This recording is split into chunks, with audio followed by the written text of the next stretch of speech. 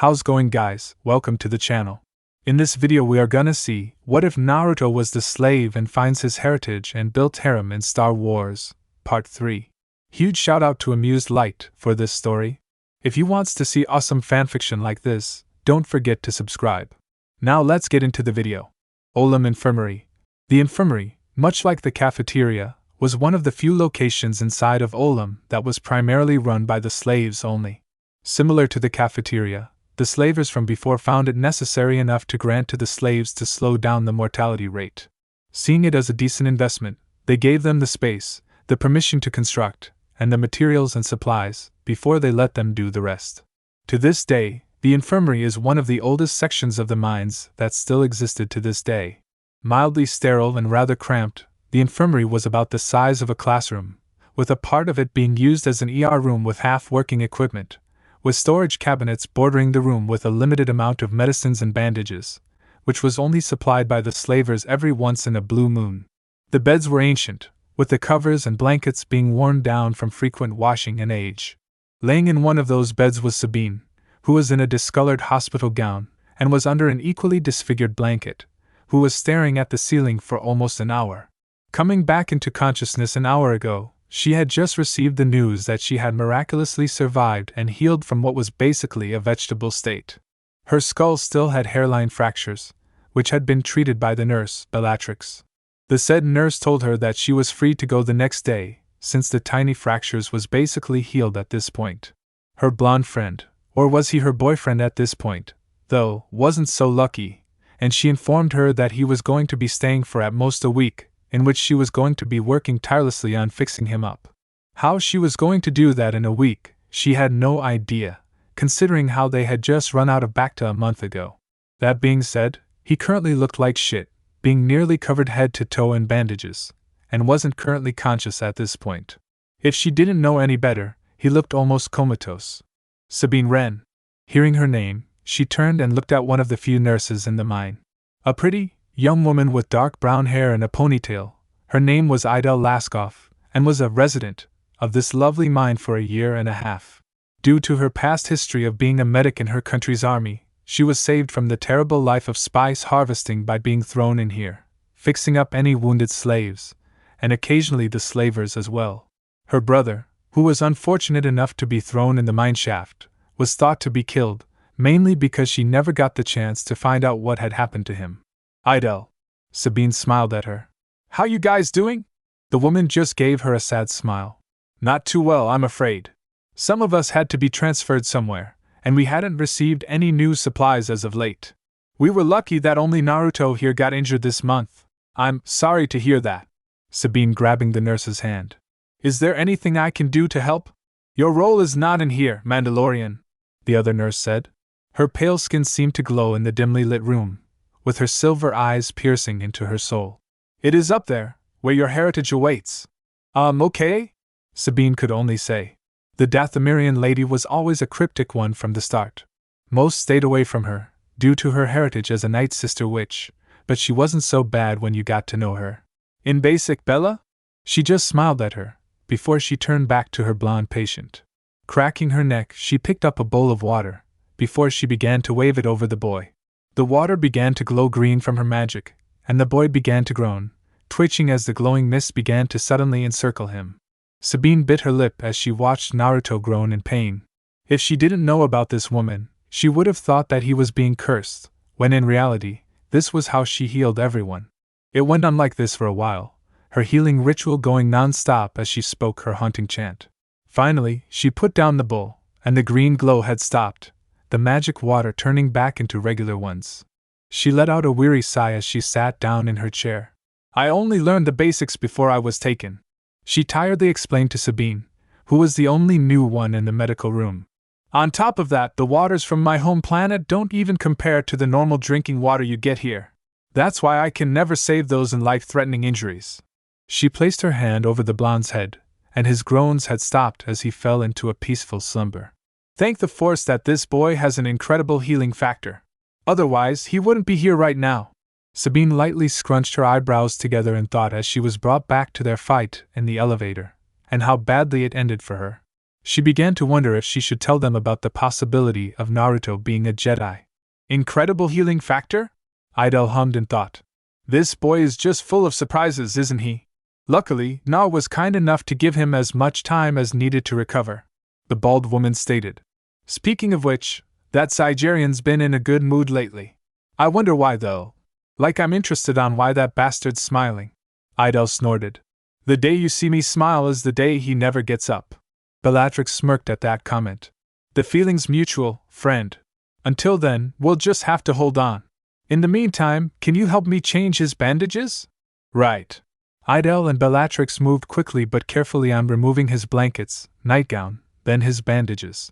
Slowly peeling off the bandages, which was now soaked in sweat and blood, it revealed a disturbing amount of scars, with what looked like 2 large puncture wounds through his body. My God, I still can't get used to this. Idel shook her head. How he got these scars are beyond me. Sabine was staring at Naruto as they undressed him.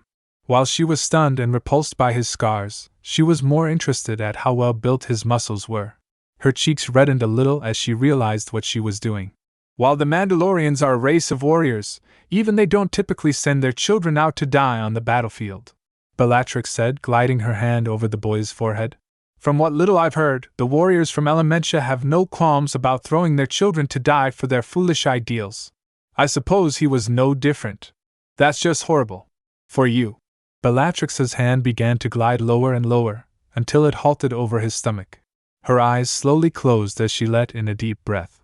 Well, do they all have amazing healing factors like his? Idel sighed, walking to the sink. Anyways, if he wakes up anytime soon, tell him that he's free to go in about 2 or 3 days or so. This brought a small smile onto Sabine's face. She had been planning on trying to thank him for saving her, especially everything she had done and tried to do. She, however, needed some time to prepare, and she needed to ask for some tips from a friend. Bellatrix let out a small frown as her fingers twitched over his seal. Olam loading docks, a day later. A pair of arms quickly wrapped themselves around Sabine as she stepped out of the staircase. I'm so glad you're okay, Sabine. You had us all worried, the green Twi'lek said, stroking her friend's head with her green hand. Within days of meeting each other, Hera quickly became like the bigger sister she never had. Thanks for your concern, Hera. Sabine hugged her back, before quickly breaking off, looking around them. I'm doing alright, but I just need to take it easy for the next few days. Then you're in luck, amiga, cause Joseph decided to take your next 2 shifts. Jimmy walked past them, giving a nod at the Mandalorian. Thanks to that guy, you'll be working on the docks for the next 2 weeks instead. Much better than digging up those spice if you asked me. I need to thank him for that, Sabine noted, looking around for the man. Nah, don't mention it. He's been doing that lately ever since that Kesseline incident. I heard that he's been acting a bit different lately, and started praying more now these last few weeks. Jimmy noted, scratching his head. Tariq thinks he's been going through a religious experience of some sorts. Jimmy couldn't help but have a small crack of smile on his face. I can actually see Joseph becoming a priest, with that hat on and robes. Yeah, I can see that too. Tariq joined the conversation, literally walking into the conversation while pushing a bunch of magnetically floating boxes. But if he wants to do that, that's cool. Need more guys like him. What? Ain't you afraid of competition or something like that? Adric asked the Urzik man. I know you're leading sermons down to some others down the night shifts. Tariq laughed at their comments and replied back with a question. Man, where do you think I grew up with? Urzkistan, where else? Texas, my man. This got him a few shocked looks from the other humans around him. Yeah, you heard me. Born and raised in the Lone Star State. Cowboy hats, barbecue, guns and shit. My kinda state. You're an American? Adric couldn't help but ask, looking up and down at the man.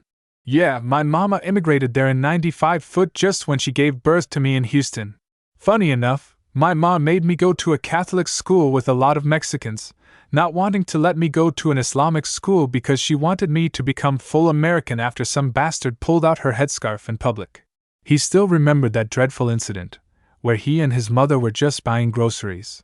The irony was that his mother was rather open-minded, and wouldn't wear a hijab most of the time, save for on Fridays, which this incident happened on. Wow, dude who did that must have been a dick. Actually, it was a woman, Some religious nutter who thought the front of an energy drink was a sign of the devil or some stuff like that. He rolled his eyes, before continuing. I grew up speaking multiple languages. I can speak English, Arabic, German, and even Spanish, but I warn ya, it's broken like a McDonald's ice cream machine. Bang! Everyone jumped as a noise explosion echoed in the mining hole. Turning to look at the source of the noise, they realized that it was just a new tunnel being dug, with one of them using a controlled explosive to get started. Another tunnel? That's like, what, the fourth in 2 weeks? Adric noted. The spice mine has been undergoing a lot of surprising construction, from the rebuilding of the elevator to the growing number of new tunnels that seemingly led to nowhere.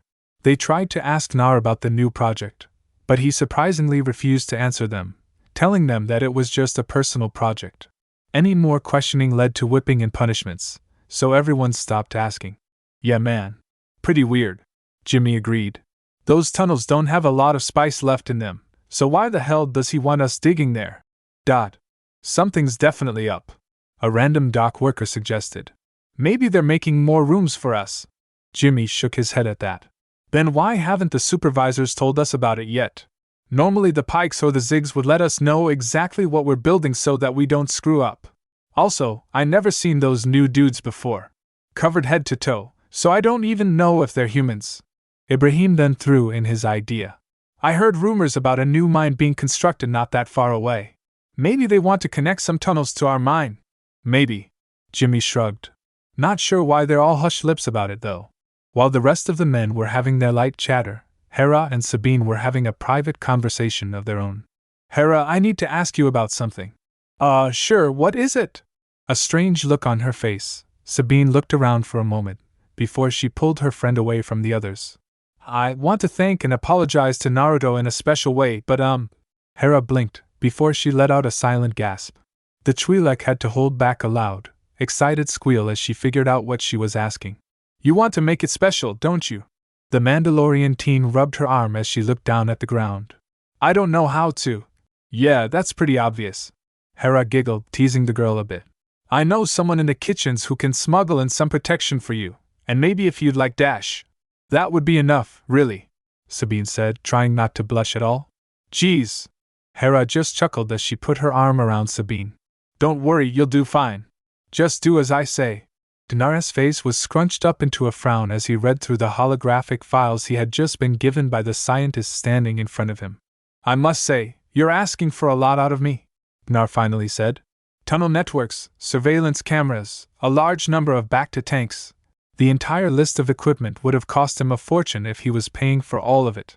Truth to be told, the only reason why he was concerned was due to the amount of manpower the entire project will take. Not to mention that he himself wasn't very sure of what the purpose of this entire operation was. If there's any problems, you should know that the Umbrella Organization is more than willing to lend a hand in any financial, physical, or even legal help if needed. No, there's no problems. Gnar shook his head. I'll just need to bring in more slaves to build all of this before your deadline. It would take a while to have all of this equipment up and running. That I can understand, and so will the board.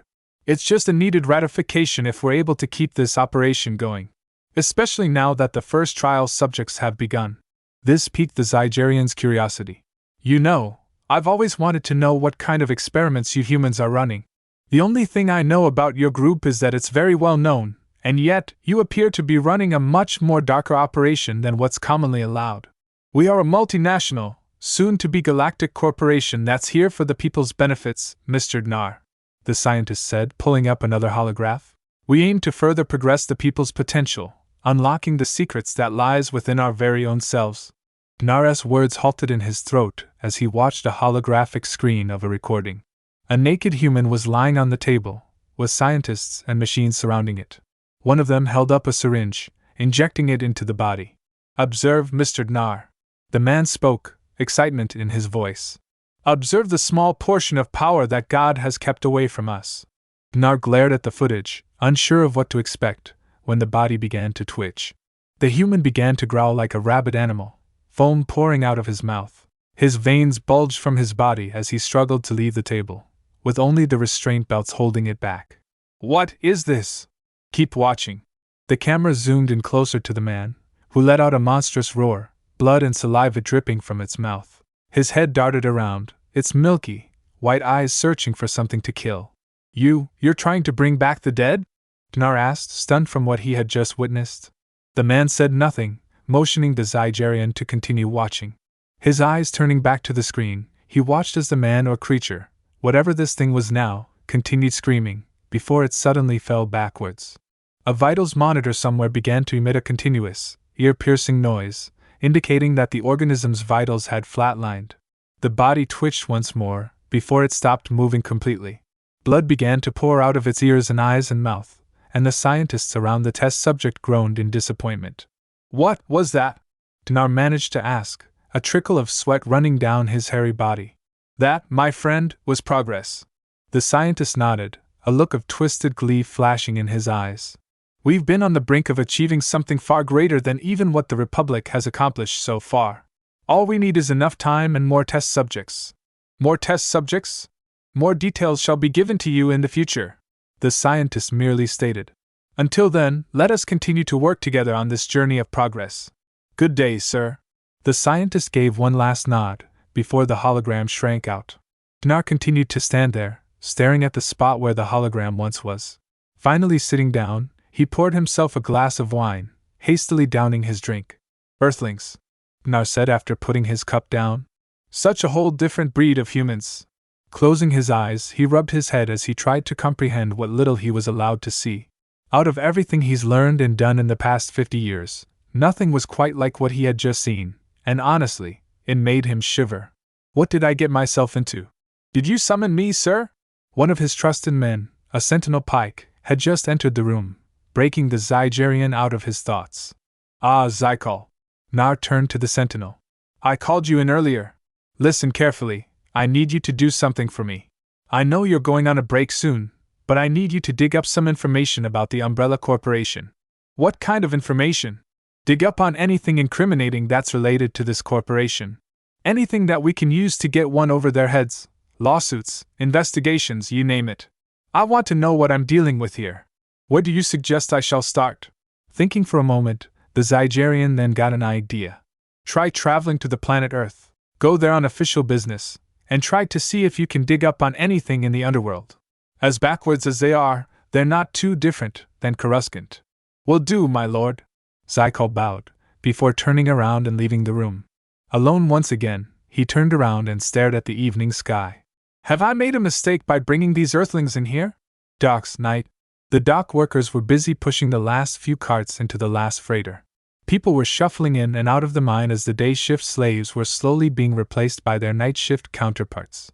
"That's the last one," one of the dock workers said once the job was done. "I'll tell the freight crew, you go and wait outside with the rest." "Sure." Sabine nodded, walking out of the cargo area to join the others. Suddenly, Sabine felt someone grabbing her shoulder, and was pulled right under the wing of the ship. "Hey, what the dash?" She turned around to see her Twi'lek friend. "Oh, Hera." She held her finger to her mouth to keep her voice down, before she pulled out a small paper bag. "Here's what you asked for." Sabine accepted the bag and took a look inside of it. She then puffed out a big sigh of relief from her chest. "Okay, go. Before someone sees us," Hera said, pushing her friend to the group of dock workers. Quickly shoving the package down her shirt, she shuffled towards the elevator, hoping to be the lucky ones that didn't have to take the stairs. Hera smiled at the young girl as she walked back out, a night shift worker walking towards her. "They're going to be such a great couple." She smiled, holding her hand out. The night shift worker quickly dropped a note onto her hand, walking by her like nothing had happened, leaving her to quickly put the note inside of her chest. Not even glancing back at the other worker, she walked back to her post. "Olam Infirmary. Good work today, Idel." Bellatrix smiled at the other nurse. "You can go rest now. I'll wrap things up here." "Thanks." The Russian Israeli nodded before she left the room. The night sister looked back at Naruto, who was now awake. He remained lying on his bed while the night sister kept on doing her magic healing on him. "So you said that you're a force sensitive too?" "Indeed I am." The pale woman smiled. "I'm from the planet Dathomir, where many more of my sisters live. It is there that we can perform incredible feats with our magic." "What can you do?" he asked curiously. "I'm only just starting to get used to having force powers and..." His look of childish curiosity turned into one full of somber regret, remembering what he had almost done to Sabine. Despite her starting the deadly confrontation, he still held regret for nearly killing her. A small chuckle escaped the mouth of the Night Sister. "I'm sorry, but that is a secret. It's prohibited to talk about my people's powers to any outsiders. Surely you'll understand that." "Yeah, I do." Naruto nodded to her. "Makes sense, since I wouldn't tell much about my abilities to anyone else." He told as little information to those who asked about it, and he gave them a little bit of harmless information. Despite him understanding, however, he was visibly disappointed. Seeing this, the Night Sister gave him a reassuring smile. "But maybe in the future when we escape, perhaps Mother Talzin would make an exception." Her voice suddenly sounded rather hypnotic, which made him blink. "After all, you would be a very formidable enemy, should you fall to the dark side, especially with that ancient beast that lies within your belly." "But I'm not trying to make enemies," he protested, before his eyes widened. "And wait a minute, how do you know about the Kyuubi? Is that his name?" she murmured, her hands tracing the outline of the seal over his stomach. "Interesting. It would appear that he is more than a savage beast than what many would think." Her dreamy look vanished, being replaced by the one of weariness. "In times of conflict, making enemies is inevitable," she stated grimly. "The only thing you can do is make the right friends to help you survive." "Yeah." Naruto sighed, suddenly feeling more drained than ever. "Thanks for healing me, Dadabayo." Bellatrix just smiled as she gave him a small bow. "Just doing my job, child. Have a good night." The pale nurse then left the room, switching off the main lights, leaving the blonde shinobi alone in the dark with his thoughts. I wonder if Kyuubi knows more about the Night Sisters. His fingers trailed over his seal, the touch causing him to shiver. He does seem to know a bit about the Force. Maybe I can do that healing magic that Bellatrix-san did to me. 1,000 more questions began to crowd his mind, making him shake his head. Closing his eyes, he began to meditate to fall asleep.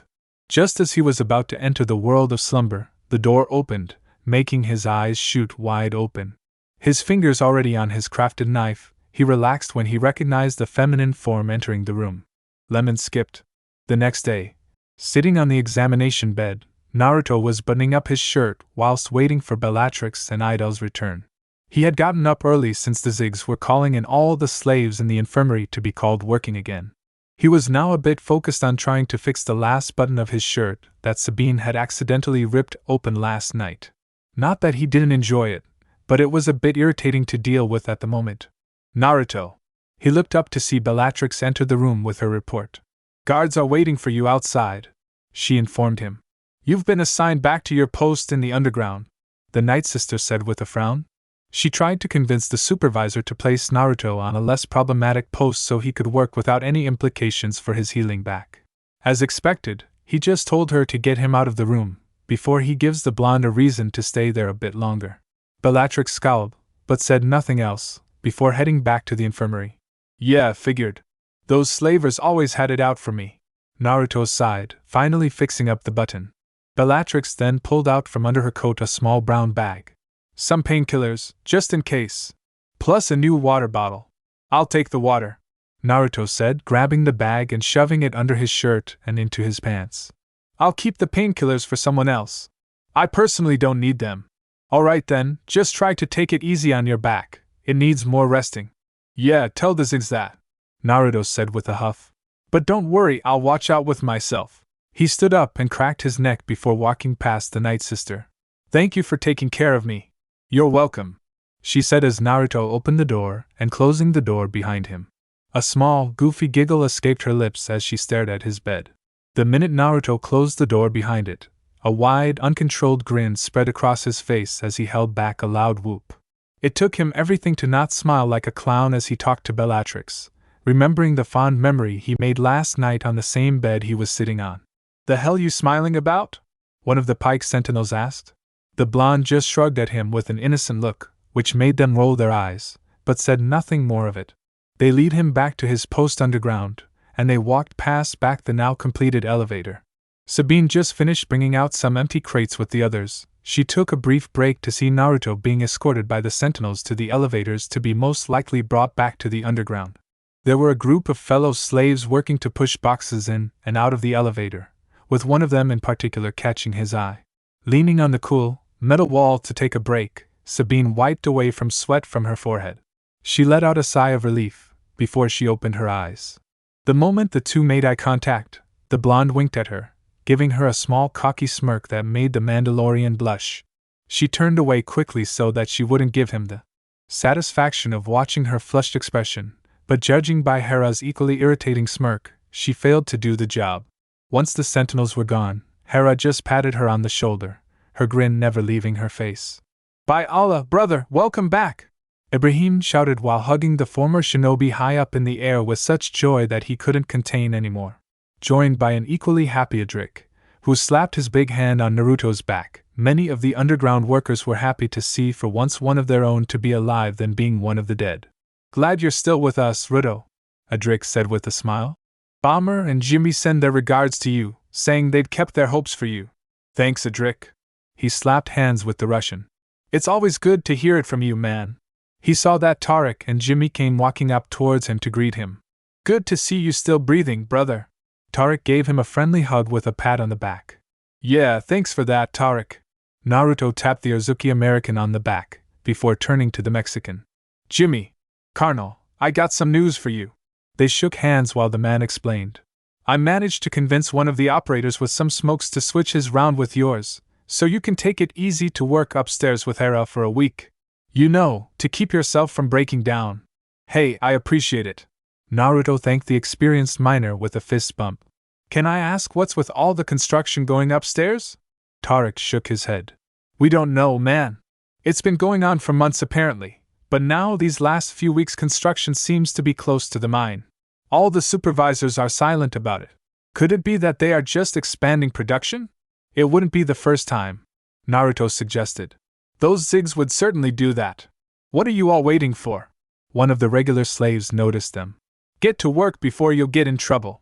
"Right, let's get to work, people." Adrik clapped his hands. This prompted the group to split up and return to their work, with Naruto following Tariq and Ibrahim to their mineshaft. "Another day in this hellhole," Ibrahim groaned while putting his goggles on. "I would kill for a decent meal, I swear." "Yeah, I can agree with that." "You said it, Texas." "You said it." Ibrahim nodded as they both got back to their work. Meanwhile, Naruto was left to his own thoughts, thinking about last night. As funny it may sound, he was not complaining about today for working back in this shithole. It was an exceptionally hot day on Kessel. Reason was because an heatwave had been coming over the planet for 2 days, and to make it worse, it was in hell. In the last 24 hours many of the non-human sentients died of dehydration because they were in the lower levels. It was an exceptionally hot day on Kessel.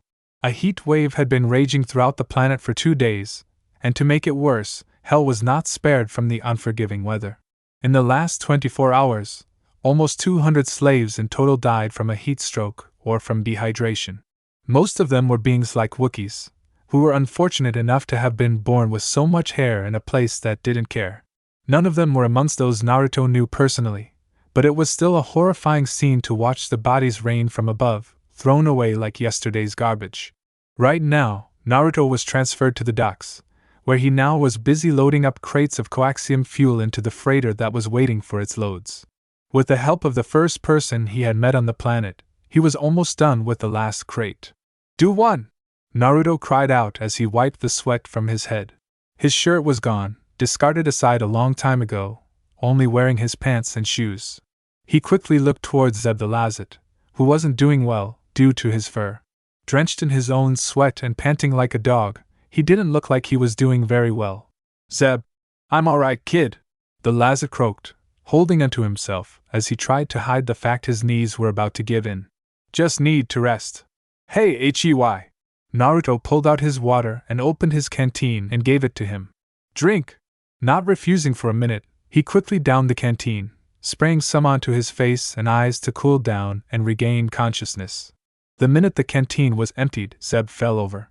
Naruto grunted as he caught him. Other slaves quickly ran up to them, the others either offering their water or helping the blonde get him out of there.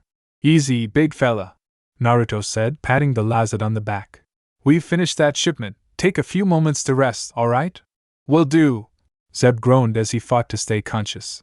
The other slaves moved to quickly drag him out of the unforgiving sun, just as another familiar face walked into the scene. Hera looked behind her for a moment with slight worry, before turning back towards Naruto. I hate to give you more work, but a new shipment of coaxium is about to be brought up here, and I need some more hands to help me do the job. Will do, Naruto sighed. Hey, a new batch of slaves has arrived, one of the slaves cried out. This made everyone pause in their steps, turning towards the small army of pike sentinels and Zygerian supervisors who were approaching an incoming cargo ship. Its landing gear set in place, the doors opened, allowing the cargo to let itself out. Wah! The slaves flinched as the shrill sound came from the arm of an elderly Twi'lek, who was holding his 2-year-old toddler. He was amongst the first of many slaves to have been forced out of the ship, with an elderly pair of humans following immediately behind the father. Are those why our kids here? Don't tell me they are letting the elderly work here? They won't last a week. What a new low. The other slaves shook their heads with disgust as many of the new victims were either too old or too young, with some of them even carrying children.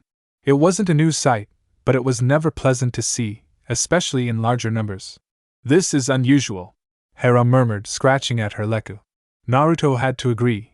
It didn't make sense why the slavers would willingly buy children and elderly. They were the first ones to usually die, and in the long run, they were just more trouble than they were worth, for one reason or another. No! Naruto's head turned towards a fight that had just ensued. A mother was cradling her young child, shielding it from the sentinels as they tried to pry them apart.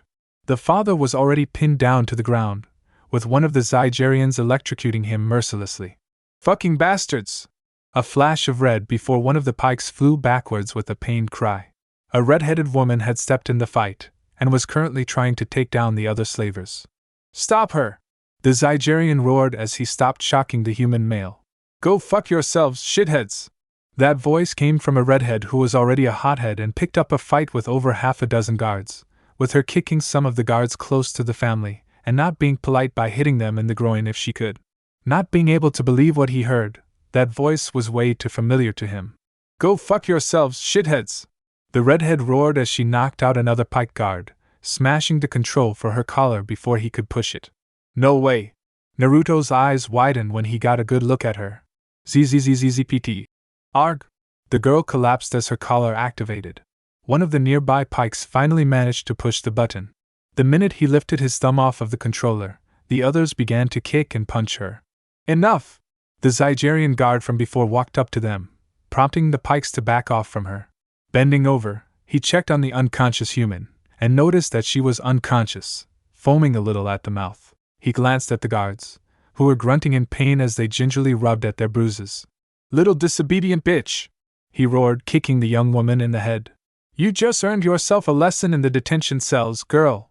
Naruto and the others just watched them drag her away, a scary amount of blood beginning to trail from her head, as if a demented god began to paint the canvas red. They headed towards the elevator, which made the crowd part ways, not willing to be in their way. A grim silence filled the air as the slaves stood in horror, mortified at what had just happened. Then it happened. Bang! Dad! Naruto and the others spun around at the sound of the blaster fire.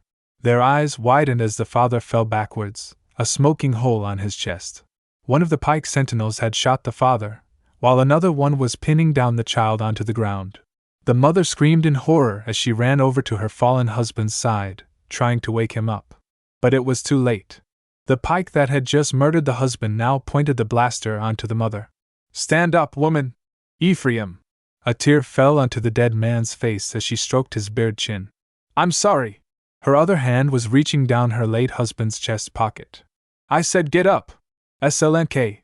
The mother had whipped out a blunt knife from the pocket, and sank it deep into the pike's neck. This made everyone gasp at her brave action of defiance.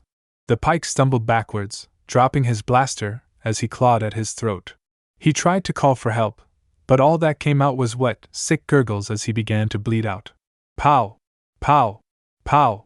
The woman stumbled backwards as a flurry of blaster bolts slammed into her body. She staggered backwards before falling over, dead before she hit the ground. MOM! The little boy cried out. The pike, too stunned at the sudden death of his comrade, didn't stop the boy from running towards his dead parents. The whole area fell into silence at the sudden deaths that had just occurred, with both sides unsure of what to do or say for the moment. Smack! The boy let out a cry as Nar, who had suddenly ran into the scene, had punched the little boy, sending him flying towards the edge of the mine. "Perhaps I've been too kind on you slaves." He spat out the last word. "It's time I set a proper example on what happens if you disobey me and upset the peace." Grabbing the 2 dead bodies, he stomped over to the edge, where the boy sat there in terror. Grinning, he flung the bodies over the edge. "Go join your parents in hell," he grinned, before kicking the boy off the edge. The boy screamed, his arms reached out in a fruitless attempt to grab the Zygerian's hands, which was mockingly stretched out, before quickly pulled back. The Zygerian laughed, his hideous laugh overwhelming the dying cries of the boy as he fell to his doom. At this, Naruto tried to run towards the edge, but one of the pikes activated his collar, making him fall flat on his face. "Back to work!" the pike shouted, firing blaster bolts into the air. The slaves quickly scattered, not willing to be the next into their grave. The slavers were about to leave, when they noticed 2 slaves still standing there. It was the Lazad Zeb and the Elementian Naruto.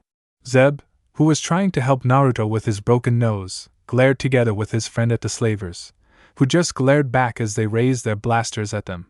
"Didn't you hear us, slaves? Get back to work!" The duo continued their menacing glare, before they reluctantly turned around, leaving the area to return to the mines. "You alright, kid?" Zeb asked the human boy next to him. "No, Zeb, I'm not," Naruto answered. "No, I'm not.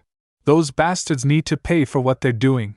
"Feelings mutual, kid," Zeb grunted, rubbing his collar. "Feelings mutual." A light bulb suddenly went out in the staircase, making Zeb jump. His hair began to rise up as he felt something dark in there with them. Walking down the staircase, they paused when they saw Sabine leaning on the wall. The minute she saw Naruto, she walked over to him, slowly grabbing his hand to try to comfort him. And just like that, the dark presence left, and Zeb let out a breath he didn't know he was holding. He shuddered, the cold, suffocating feeling never leaving his body. He had no idea what it was, and frankly, he wasn't sure if he wanted to know. "Let's go," Sabine murmured into Naruto's ear, before kissing his cheek. He just nodded, before they continued on their way. Stepping through the doorless doorway, he was greeted with the sight of the newly arrived slaves, who were already being rounded up and escorted to their stations, not knowing what lied ahead for their future. What got his attention was the glimpse of a young Twi'lek girl, who was sitting on her father's shoulder. She was staring directly at Naruto, and the minute he caught her eye, she waved at him. All he could do was wave back as he watched them being taken away. His breathing becoming heavier, his fists began to clench. The lights began to flicker as a light tremor shook the room. "Dios mío!" Joseph Ibarra shivered. He stared at Naruto, whose eyes were glowing yellow from hate.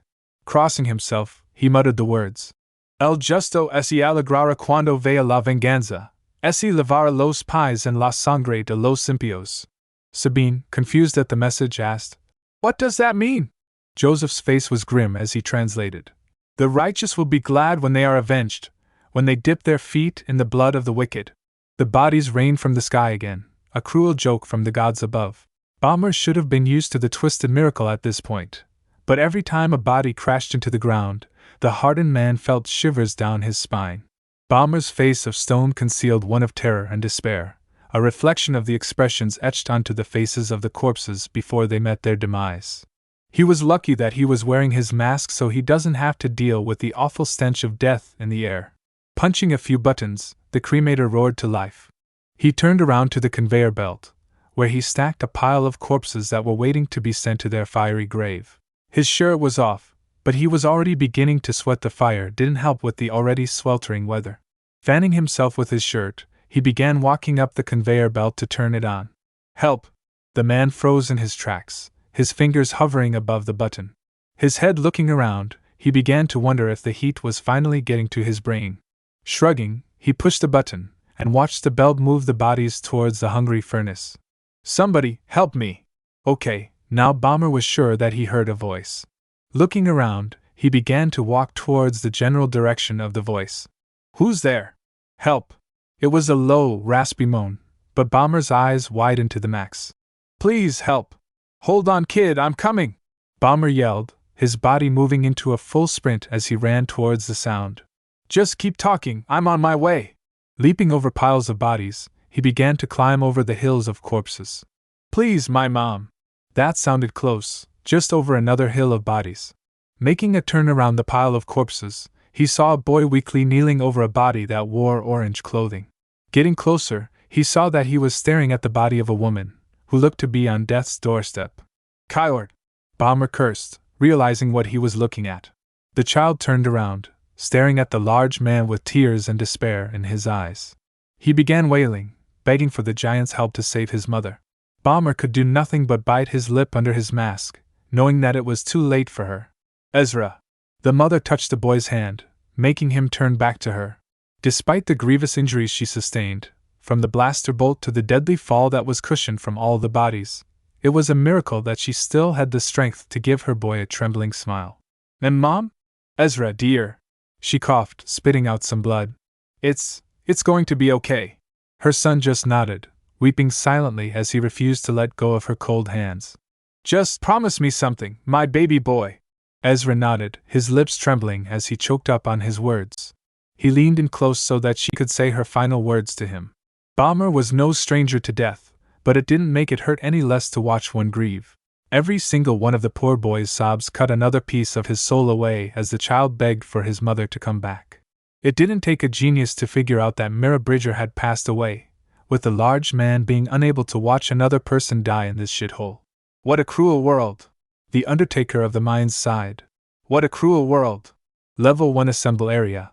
Like the other slaves before them, it took some time to bring all of the new slaves into one area, being forced to line up in rows, who were waiting for their turn to be inspected and registered, before being shoved towards their new home.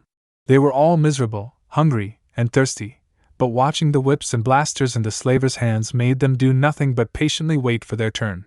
"Next!" a pike called out, typing something in his holopad. A black human woman with a boy in her hand stepped forward. "State your names and place of birth." "Zadia and Marcel Budhu," the dark-skinned earthling said, glaring at the pike. "Born in Lethem, Guyana." Nodding, the alien slaver wrote their names down, before he pushed a button. A small slip of paper with printed text slowly came out of his holopad, which he gave to the new slaves. "Follow the person with this number," he ordered as they walked past them. "Next!" This time a blue male Twi'lek walked up front. "My name is Baruli, born in Roanku, Ryloth." "Next!" "Yusuf Shawari, from Alexander, Egypt." "Next!" "Ravra Zyr, from the Tigritan colonies." "Next!" A Moralian woman stepped forward. "Hannah Molina, from Miriel." "Next!" A graying, old human man in a black coat stepped forwards with his cane. "My name is Ismail Zagorski." It went on and on for a while, with many different people of all races, species, and sexes being escorted, registered, and sent to work for the rest of their lives. "Next!" The register next to him had 3 Wookiees that were trying to explain their name to the bench worker, who was trying to write their names down with the help of a protocol droid. "Tell them they'll be escorted with the rest of the Wookiees to the lower levels," the register told him as he worked further with an earthling man in front of him. "State your name and place of birth." The human man in front of him was large, his skin as dark and brown as the fertile soil found on Earth. He introduced himself with his deep, thick accent. "My name is Magabo. I am from the Congo." "Family name?" "Just Magabo," the man responded. This got the register to turn up and look at him suspiciously. "What, no family name? Relatives?" "Just Magabo," the African man said to the pike. "I have no family, sir." The register just shrugged, before he filled in the rest. Ripping out the paper, he threw it at the man. "Get in line with the others. You'll be shown your new home." "Next!" The man nodded before he walked past the registration booth. Meanwhile, from afar, the old slaves watched the newcomers come in. Hera looked down, scowling at Pikes and the Zygerians. "I still don't get it. Why would they willingly bring in children and the elderly? They don't tend to last very long in this kind of environment." Zeb scoffed. "Maybe it's their way of getting their kicks. Bastards always were sick enough to see people suffer. I would be surprised if to think those Zigs even have hearts." Sabine looked back at Naruto, and saw he still had a small cloth against his nose that was definitely broken. "You okay?" The blood was drying up, which meant that the bleeding stopped. Still, it didn't mean that the pain did. "Yeah, just a bit broken, but it'll heal." "You sure you don't want to get it checked out?" Zeb asked him. "I just got back from the hospital, no need to go back just yet," Naruto said. "That, and his nose was beginning to heal on its own, thanks to Kurama finally deciding to help, saying that he earned his help at this point, whatever that meant. Either way, he couldn't just go back into the comfort of the infirmary when there's more people being shipped here like cargo. The memory of that small family's massacre suddenly came back to him, making his eyes darken in hatred. Almost as if she could feel his hatred, Sabine quickly embraced him, kissing him on the cheek. Don't blame yourself, Naruto. There wasn't much you could have done about it. Zeb looked down at the hole to where the mother and son fell to their doom. At least they took a Zig with them. Sabine! Naruto! Someone called out for them. The two turned their heads around to see it was Ibrahim. Ibrahim, what is it? Supervisor wants you two to clean up the detention cells, he informed them. Told me to pass it on to you guys. The mop and water's ready. Detention cells? Sabine raised her eyebrow. That's on the lower levels, shouldn't the guys down there do that? Supervisor said it was another punishment for you guys fighting, I dunno. Ibrahim shrugged. Good luck cleaning it, by the way. Heard it wasn't cleaned for weeks. Sabine sighed as she ran her fingers through her hair. Great. Good to know that. Splunk. The sound of the wet mop dropping into the floor echoed the detention hallway as Naruto continued cleaning the floor with some water and soap. Sabine was doing one of the cells, so Naruto was on his own doing the 2-mile-long hallway that was covered in spats of dried-up blood, urine, and other disgusting waste that splattered the floor and walls. Judging by the lack of toilets, it was obvious what had happened. Sighing, Naruto silently thanked the fact that his nose was broken, since it warped his sense of smell to mostly blood, which actually worked in his favor at this point. The same could not be said for Sabine, however. Ugh! Naruto turned around to see Sabine quickly walking out of the cell, gagging as she fought the desire to throw up from the smell of pure human waste. Coughing, she quickly staggered over to cleaner air as Naruto walked up to her. He patted her on the back to try to help her as he tried to fan away the toxic smell. You doing all right, Sabine? You want me to take over? No. She stood back up and took a deep breath. I can handle this. Just need a minute to brace myself for the smell. If she had to be honest, if she ever got the chance, she would do everything in her power to blow this section of the mine first, if only to try to get some feeling of cleanliness again. Not being able to hold it back anymore, Naruto found himself chuckling at her. You know what? There is a plus side to this. What the criff could be, though. Sabine began to snap, slightly peeved at their situation until she realized what he meant. A smile quickly spread across her face as she felt her hips getting hugged by Naruto's arms. Good point. She slowly turned around so that she could wrap her arms around his neck. Closing their eyes, they stayed like that for a moment, slow dancing in the dark, dirty hallway. You know, I gotta give it to you. Even when we're in a fucked up place like this, you still somehow make me feel much better, Sabine murmured, kissing the tip of his nose. Just doing my best. He smiled, his heart fluttering as his forehead touched hers. He didn't know why, but after that one night in the infirmary, he felt a connection to Sabine that he couldn't quite explain. Was it because of the Force? Was it just because they gave their virginities to each other? Or was it because they finally settled their differences and got to see each other as the warriors they were? He couldn't figure it out, but he didn't want to think about it. You know, I still can't believe that we went from merely killing each other to doing it in the infirmary. Don't remind me of that. Sabine pouted. She was still embarrassed by that moment, since she didn't expect Idel to suddenly walk into the room like that. She also wasn't expecting him to keep fucking her, which nearly got them caught red-handed. The worst part, however, was that it turned out Idel knew they were having sex, and that became the new gossip amongst their little female clique. I swear, you're a closet perv. Heh, guilty. He chuckled, thinking about pervy Sage. His hands began to travel down her back, prompting her to do the same with a smirk. Come here. She pressed her lips against his, and they locked their lips into a kiss again. They both lost themselves into their little world, away from the hell they were stuck in, freeing themselves into the moment. Until... Did you hear that?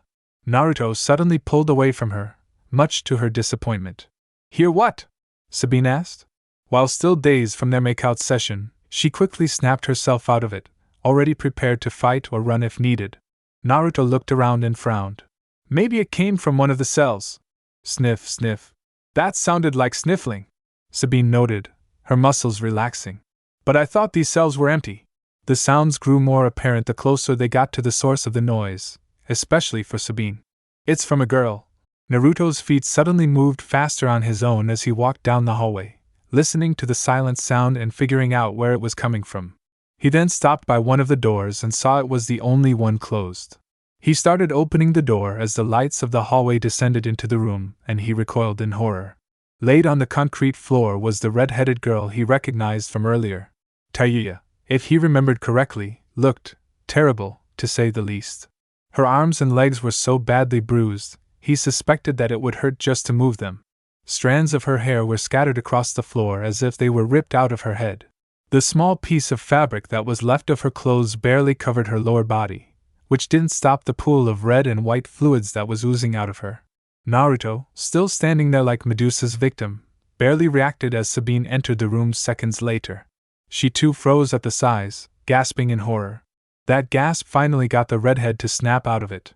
Her eyes widened as she scrambled away from them, and the duo could see the sheer terror in her bloodshot eyes. Naruto was stunned to see his former adversary like this, and it honestly broke his heart to see her like the others.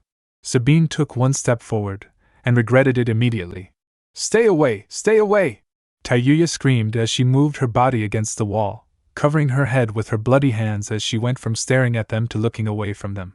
Sabine flinched by the sheer pain and terror this poor young woman was showing, her small, beaten, trembling form looking quite pitiful in comparison to the strong, fiery spirited she once showed. Her eyes widened as Naruto took a step forward. "Naruto, wait!" At the mention of his name, for a moment it looked like the old redhead he knew was coming back. Then Tayuya went back into a hysterical mess as she continued to panic, her breathing out of control and coughing blood in between. "Stay away! Stay away! Stay away!" Her eyes widened to impossible lengths as she saw the young blonde taking off his shirt. Thinking that he wanted payback for her part of the Uchiha brat's capture, she trembled as she closed her eyes, preparing to feel dirty again. Instead, she felt something soft being gently laid on top of her bruised shoulders. Hesitating, she slowly looked up to see Naruto's weary eyes. His top was gone, and she realized that he had given her his shirt. "Keep it," Naruto said without emotion. He stood back up, then walked away. Sabine looked at Tayuya, then at Naruto, before she left as well. Sabine was almost out of the room when she froze. Turning her head back towards the broken woman, she slowly turned around, gingerly walking back to the girl on the floor. Meanwhile, Tayuya was in a state of shock. She thought that the blonde would have tried raping her too, or at least would have tried to kill her in revenge. Instead, he gave her his shirt, gently wrapping it around her naked body to try to comfort her. Tayuya barely noticed Sabine until she was sitting right next to her, her hand gently touching hers. "It's okay," Sabine spoke to Tayuya in a soothing tone, doing her best to not trigger her again. "I'm here for you, okay?" The girl still trembled, but she slowly began to move towards Sabine's shoulder, hesitating as if testing the water. After what seemed like an eternity, Tayuya's head finally made its way to her shoulder as she continued to stare blankly at the floor. It was then that she heard Naruto walk back into the cell with a bucket and a towel.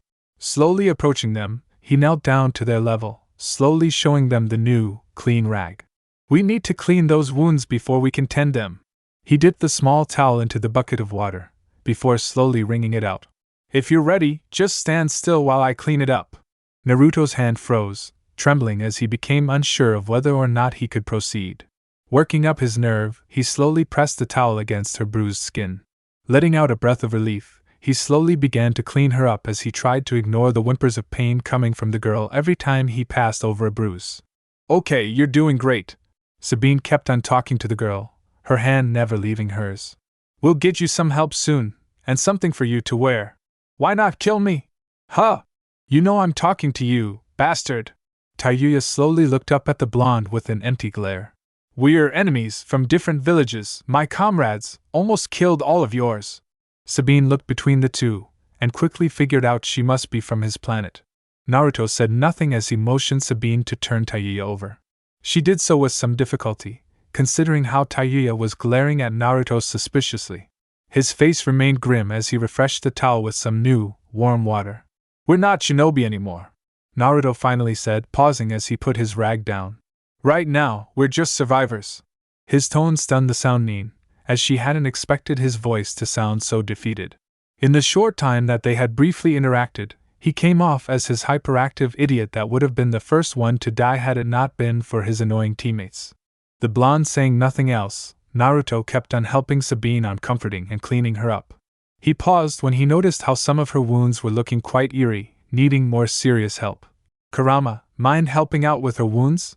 Kit, I'm literally born from the dark side. I couldn't heal that Mandalorian brat back then. That was all you. And this time, it'll still be all you. Kurama responded. I do hope you still know how to use force healing.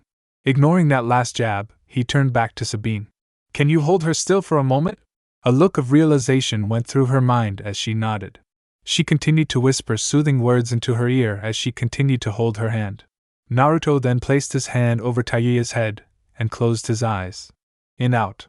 In out. Peace. Tranquility. Comfort. Order. Calm. Relief. Healing. Darkness. Pain. Suffering. Naruto's concentration was suddenly thrown off as a bombardment of negative emotions began to overwhelm him. A young boy crying out for his mother and father. Taiya, screaming as they forced themselves onto her, jeering at her as they tore chunks of her hair out, slapping and kicking her. A slave fell over dead ass-tucking Pikeshothim, discarded like the trash wheeler. Stay away. Stay away. Stay away, you demon brat. Kit! Naruto blinked, and he realized that his hand was empty. Taiya was whimpering in the other side of the room, barely rasping out words as she held her hands up to her head. What the criff happened, Naruto? Sabine asked him. Naruto just stared at his hand, and for a second, he thought it looked gray and shriveled. I don't know. Naruto said helplessly, tears pooling from his eyes. Naruto, you were consumed by the dark side. Kurama explained slowly. It feeds off of death and suffering, and considering that you're in a cesspool of both, I'm surprised that it actually took this long for the dark side to finally get to you. Shit. Naruto groaned as he sat onto the filthy floor. Does that mean I can't force heal anymore? No, brat. Kurama sighed, rubbing the bridge of his nose. That just means that you need to confront your issues head on. Whatever suffering you're feeling, figure out which one's yours, separate yours from the others, and confront your issues head on.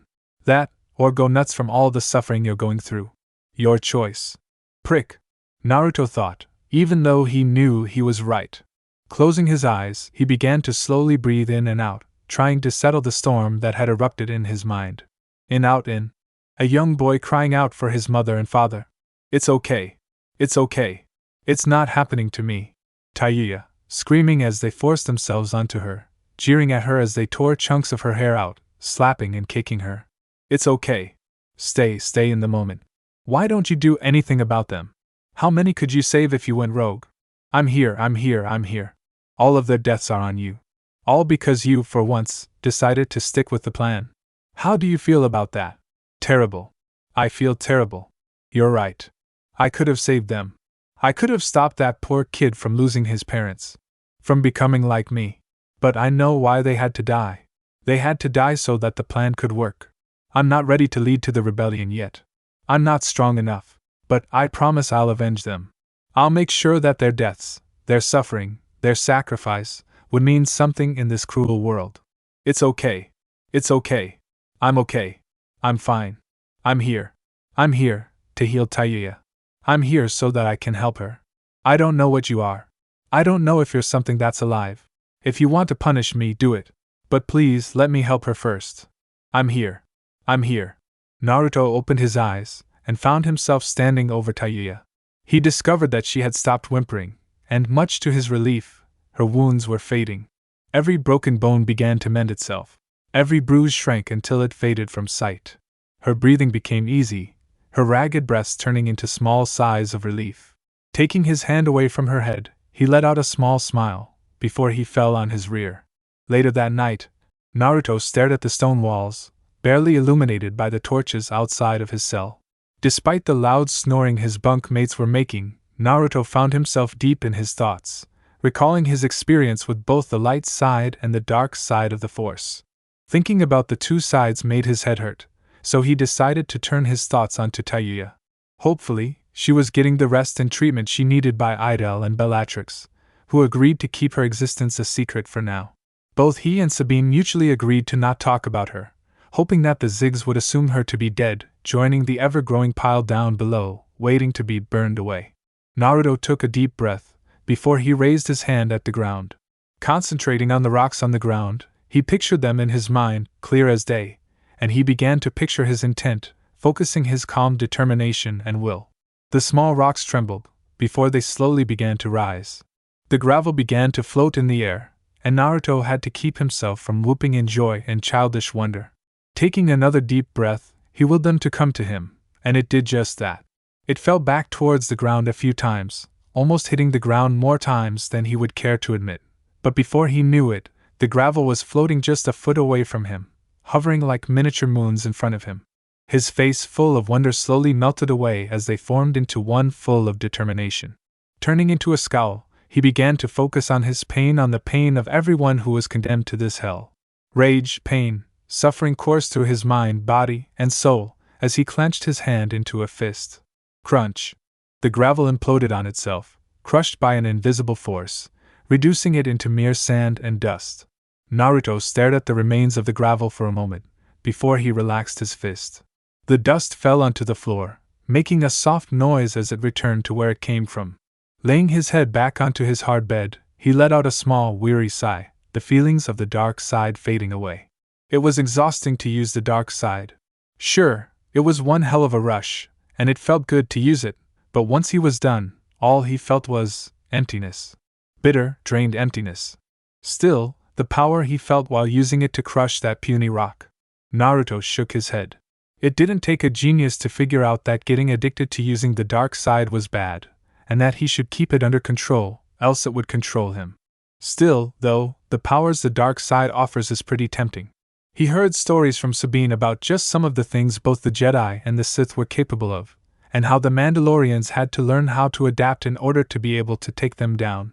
Impressed at the stories, he found himself disappointed at the modern Jedi, since Sabine said that they were basically the watered-down version of their former selves, with only a handful of the Jedi being worthy enough to be compared to the Jedi of the Old Republic. After hearing about how weak they are, a part of him was considering choosing the dark side primarily instead of the light, choosing the path of the Sith to be able to rain death on his enemies, and to everyone that wronged them.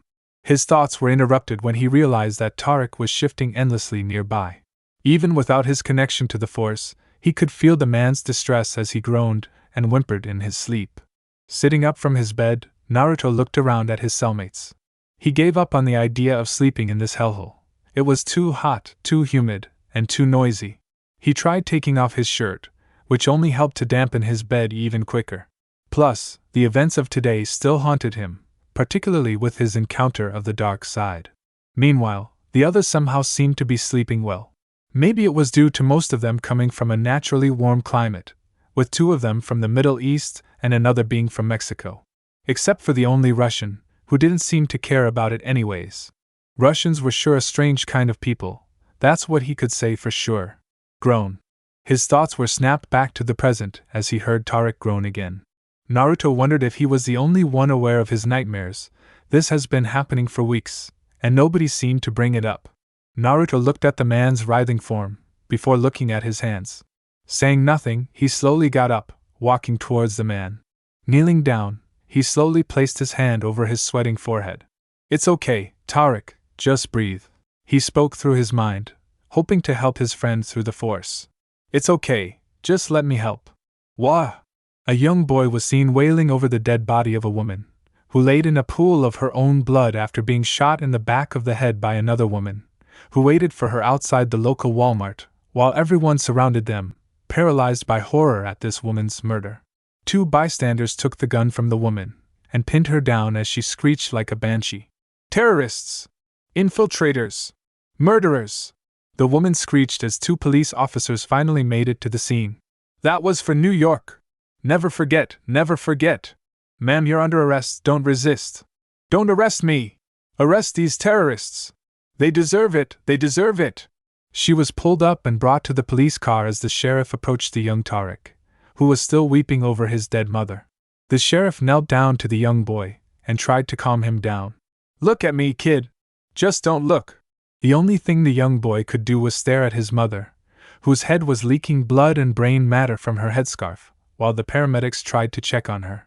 Naruto opened his eyes after seeing that awful memory, gasping as he stumbled backwards.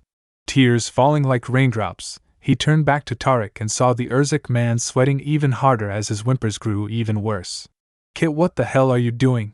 Stay out of this, Kurama. Naruto spoke back in his mind. I'm trying to help Tariq out, he's hurting. He's having a nightmare about his dead mother, nothing else. The fox snorted. Besides, why do you care? It's his problem he's got to deal with. Stay out of it, and don't try to be a hero like you did for that sound bitch. First of all, you're the one who told me to learn how to use the force, with minimal help from you, you overgrown furball. Watch it, boy. Second, her name is Tayuya, not sound bitch. I already told you, we're not shinobi anymore. Only survivors, and we gotta stick together.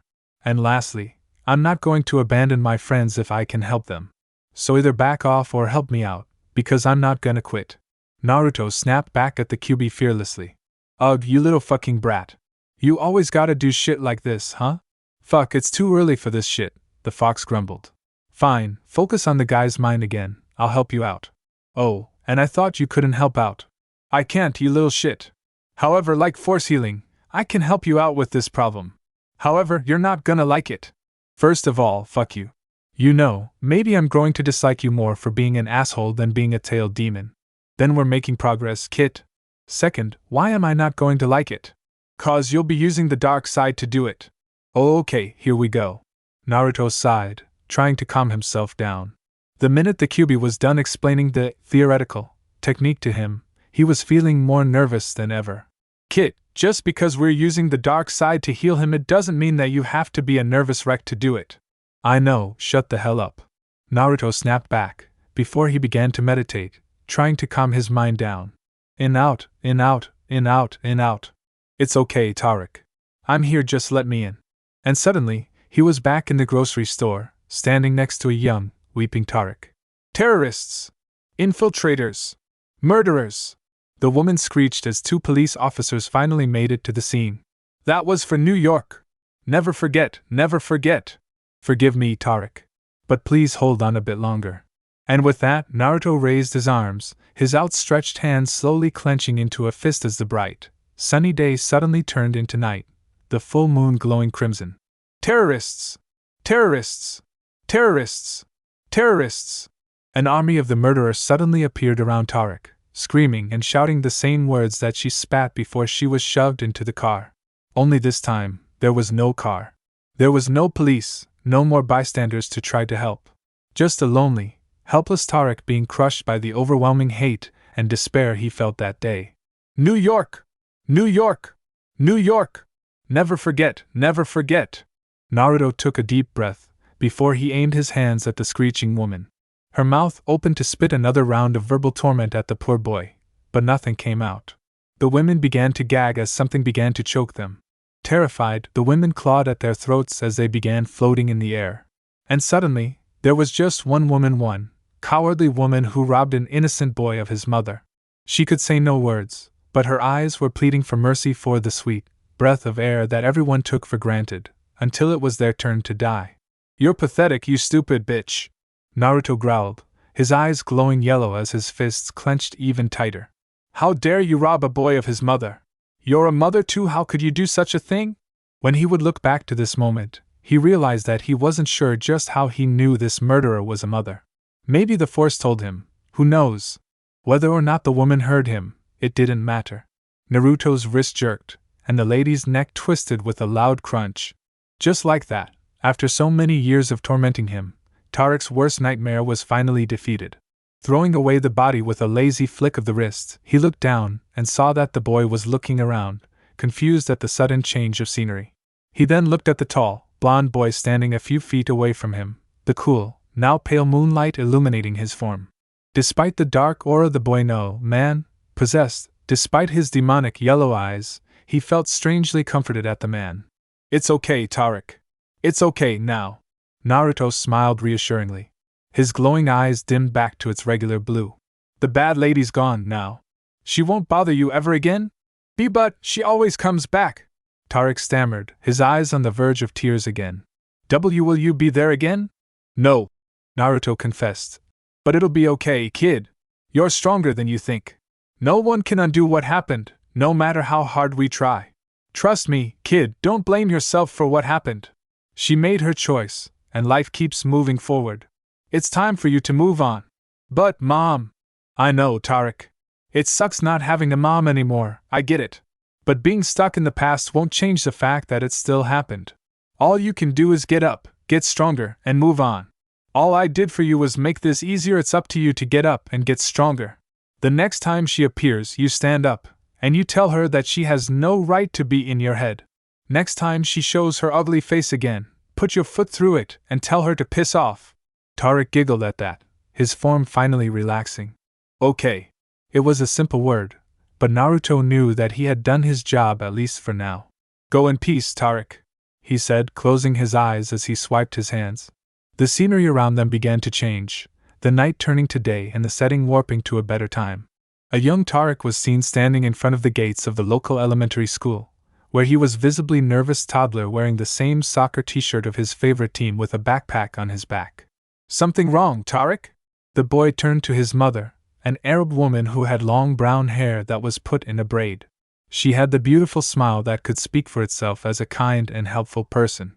Emigrating to the US in 95 just when he was born, her name was Fatima Karim, a Urzik national who fled like many of her fellow countrymen from the war in Uzbekistan, and finally managed to get refugee status to the United States. I'm scared, Mama, the young Tariq said, clutching to his mother's pants that she wore for her work as a teacher. What if they don't like me? His mother went down to her little son, and held his shoulders as she gave him her assuring smile, like she was going to lecture him again, something she was prone to do. Listen, I know things haven't been easy for us ever since what happened in New York. It was almost a year since the Twin Towers came down. Ever since then, anyone from a Muslim background or anything related to being Arabic began to feel like a curse for those people. But don't let that think you're less than anyone else, and do not be afraid to befriend other people. But you know what happened at Uncle Hamza's shop that was burned down? Or the neighbor next door Raja who got her headscarf ripped off by that Mina? Or how we found a pig's head on the front of the mosque? He brought up incidents that he witnessed himself happen to other people. Did we do something bad? Little Tariq then asked. Is it wrong being a Muslim? The mother's face turned grim as her son reminded her of those incidents that she never wanted to let her son see. Putting back her reassuring smile, she answered her son's question by pulling something out of her pocket. It was a small pin with the American flag on it. Did you remember the story I told you? About how a nice lady at the airport gave me this pin as a welcome gesture? Young Tariq nodded. That's the point, Tariq. Here. She pinned the little flag on the boy's shirt, straightening it out. I want you to wear it. Why? Tariq asked, looking down on his shirt. It's just a pin. She points her finger at the pennant and said, That, my little angel, is part of your identity. You're an American. An American with Urzik roots. What's so special about being an American, Mama? Tariq asked, confused. We don't do the same things like the other neighbors. Or even go to the same mosque. The mother chuckled at her little son's confusion. No, my boy. An American is not being from a certain religion, or having a skin color, or coming from one background. We live in a country that is made up of people like us, people coming from different parts of the world and living next to other people. Like Mr. Singh, who came from India, or the shop owner Mr. Cho, who is from South Korea, or like that nice old Mr. Schmetzel who comes from Israel. But why do we still get angry looks from people? Tariq still didn't understand his mother. It feels like we aren't welcome here. That's because they're afraid, my child. She told him. Don't worry, one day they'll see you for who you are. She closed the button of her boy's jacket that he wore over his soccer shirt. One day, you will prove yourself that while you are an Urzik man, you are as just American as they are. Because you are an American. Got it? The young Tariq scrunched up his eyebrows as he looked at the pin. I think so. Re-thying. The school bell went off, and one of the teachers came out, saying, Everybody come inside. Fatima turned to her son and kissed him on the forehead. Go and make a lot of friends, my little lion. Okay, Mama. He kissed her on the cheek and ran for his class. Love you, Mama. Love you too. Naruto's eyes opened as Tariq's memory finally ended. Slumping down onto the dirty ground, he took a minute to take in some deep breaths to settle his mind and heart. After finishing his break, he looked back up. Tariq was sleeping soundly, with no more nightmares haunting the poor man. He was no longer shaking, and his breathing was calm and even. A tear ran down his eye, but this time, it was from a sweet memory. A weary smile made its way onto the blonde shinobi's face as he crawled back to his bed. Sleep well, Tariq, you deserve it. Naruto began to close his eyes as he tried to get some rest. You keep mingling into others' affairs, brat. Kurama spoke through the boy's head. One day that's gonna be a huge mistake. Oh, quit your complaining. I bet you'd like that anyways, seeing as how you're gonna finally get out of my body that way. Yeah, but I'd still rather you didn't eat it just yet. You're becoming less of a nuisance right now. Kurama grumbled, his loud but gentle tone vibrating in his head. So do us a favor and try not to die yet. A chuckle escaped through Naruto's mouth as he nodded. Sure, I'll try. Good night. Good night, kid. The two ended their conversation with a mutual and unusual non-hostile tone that almost sounded friendly-like. And with that, he closed his eyes. The next day was a day like any other. The sun was blazing on their backs, the tunnels were hard to breathe in, another slave died on his feet, and Naruto was forced to dig for some more spice. Come on, what the hell's with the guards these days? Naruto glared as he smashed the pickaxe into the cave walls. He glanced at the other slaves around him, his eyes falling onto one of the men with a large towel around his head. His nose was bandaged up behind his cloth mask, due to a fight that had occurred a while back, making him sound funny every time he talked. Ibrahim, any second now, he muttered internally. He was sweating from the anticipation, which was not helping with his anxiety. Boom! An explosion caught everyone's attention, including the sentinel pike that was watching over them. Apparently a drilling machine had overheated, exploding loudly as large chunks of broken bits flew everywhere. The hell? The sentinel muttered as he ran towards the source of the explosion. That was the distraction Naruto needed as he walked up to the toweled slave. The slave smiled from underneath his mask, before ripping it off alongside his towel. Go, we'll cover you. Naruto nodded in thanks as he put on the towel and the mask, before giving him his clothing. The switch, which had been done and practiced so many times, had been quick, and Naruto was already running down the tunnels towards his destination. Walking down the dark tunnels, Naruto couldn't help but admire the Earthling's ingenuity as he stared at the crudely made candles and lights. They took what little they were given/found, and created an entire system of lighting that only they knew how to use. For all their high tech that the Zagirians and the Pikes used to enslave them, they sure had no clue on how to work with basic technology such as this. Naruto came to a sudden stop near some rubble. Taking the time to knock on a couple of them, he found the rock he was looking for and gently pushed it out of the way. For one to look at it, it would seem like he was trying to cause another cave-in, but this rock rolled away with minimal effort, revealing a hidden tunnel. It led to a very old mine shaft that he and Tariq discovered with Adric, which served as just one of many of their secret headquarters for the rebellion. Crawling into the secret lair, he couldn't help but look back on where it all started. Few months ago.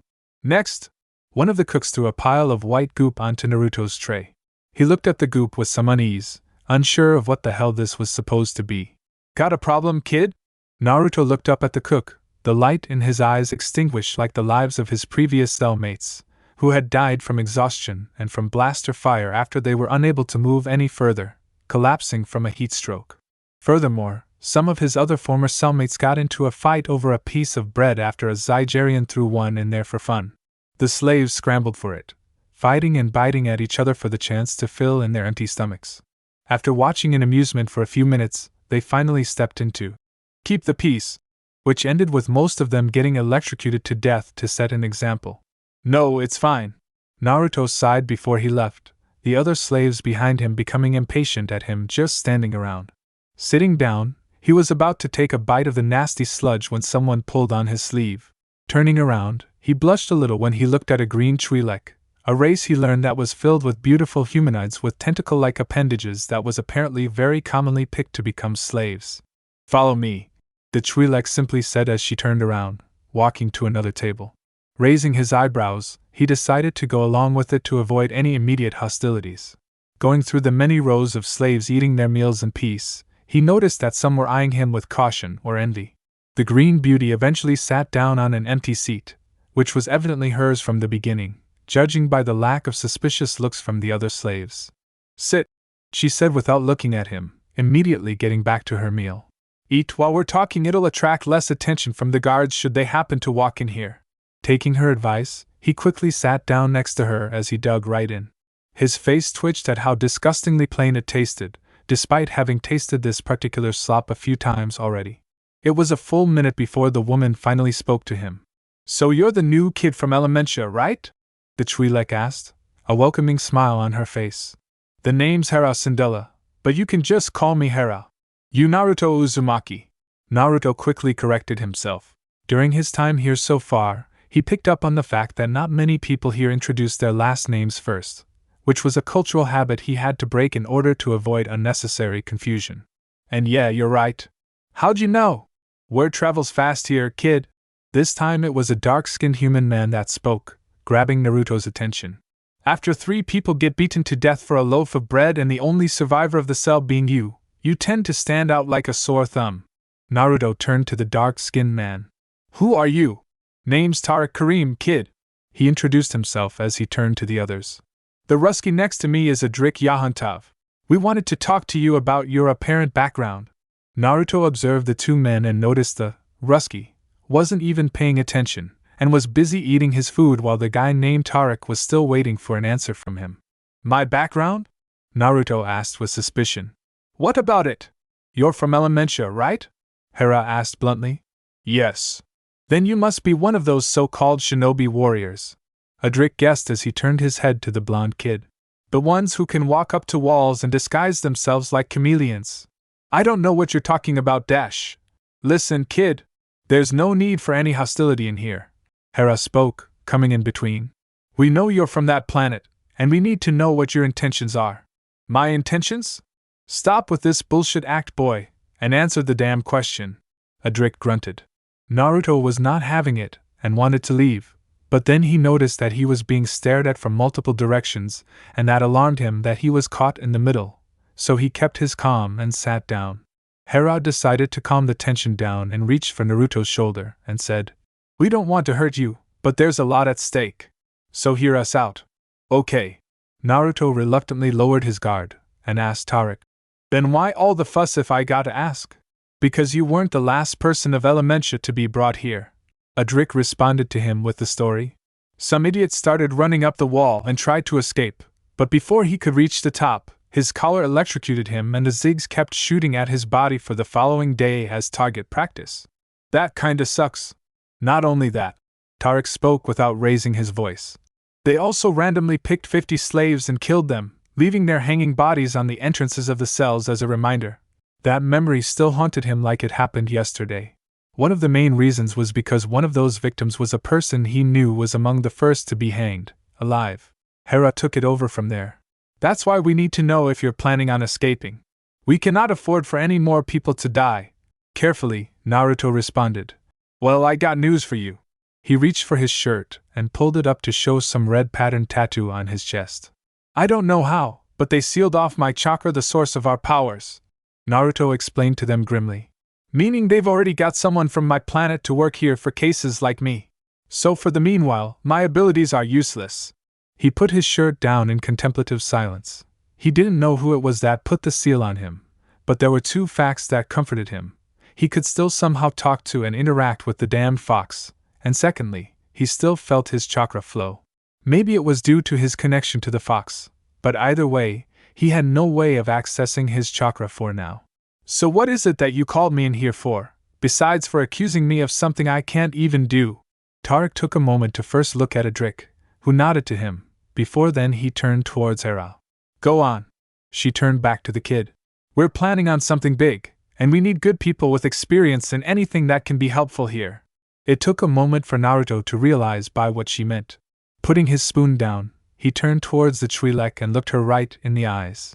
"You're talking about a breakout, aren't you?" Yes, we are." Tariq nodded. "We heard that you shinobi are hardened warriors. You think you can be useful to us?" Naruto nodded. "What do you need? You know how to make bombs?" Adrik asked. "Like flammables or smoke or anything like that?" Luckily for the struggling rebellion, this prankster actually close attention to when the academy taught them on how to make traps and explosives, especially ones that didn't require chakra. "When can I get started?" Naruto put down a few empty bottles onto the ground as he laid down various materials, like the alcohol that came from the kitchen detail, who managed to smuggle it into the underground, and some pieces of cloth that would later be dipped into the incendiary substance. Okay, these are the last ones. Naruto grabbed an empty bottle and a small can of alcohol, and began pouring the substance into the bottle, before he then went on to put the small piece of cloth on the side of the bottle with some tape so it could be stored for later with the other small devices that were already prepared. Hearing footsteps approaching him, he looked up to see that it was Sabine, who came in with a box of materials. I see you're busy. I've just finished the last bottle. Naruto put all the Molotovs into a box, before passing it to another slave. That's my part for today. What about you? Adric told me to build more of those roller bombs. She put the box down and tried to find the right word. I think those earthlings called them pipe bombs. Naruto cleaned his hands. That's it, all right. Those earthlings sure know how to create lots of scary weapons. Naruto heard that Ibrahim was busy helping build what he remembered was called napalm explosives that are being kept in various levels on Olam. She placed the box on the ground. Mind helping me out here? Could use the help. No problem. Naruto knelt down to help her place the parts on the ground for her to set apart. Come on, I want to get this done before supper begins. You tell me, she said, recoiling at the bad stench of alcohol. I really don't like that smell, but it sure beats the kitchen food, honestly.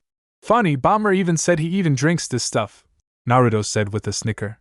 He said it was a thing his grandfather made him do back in his country as part of a tradition.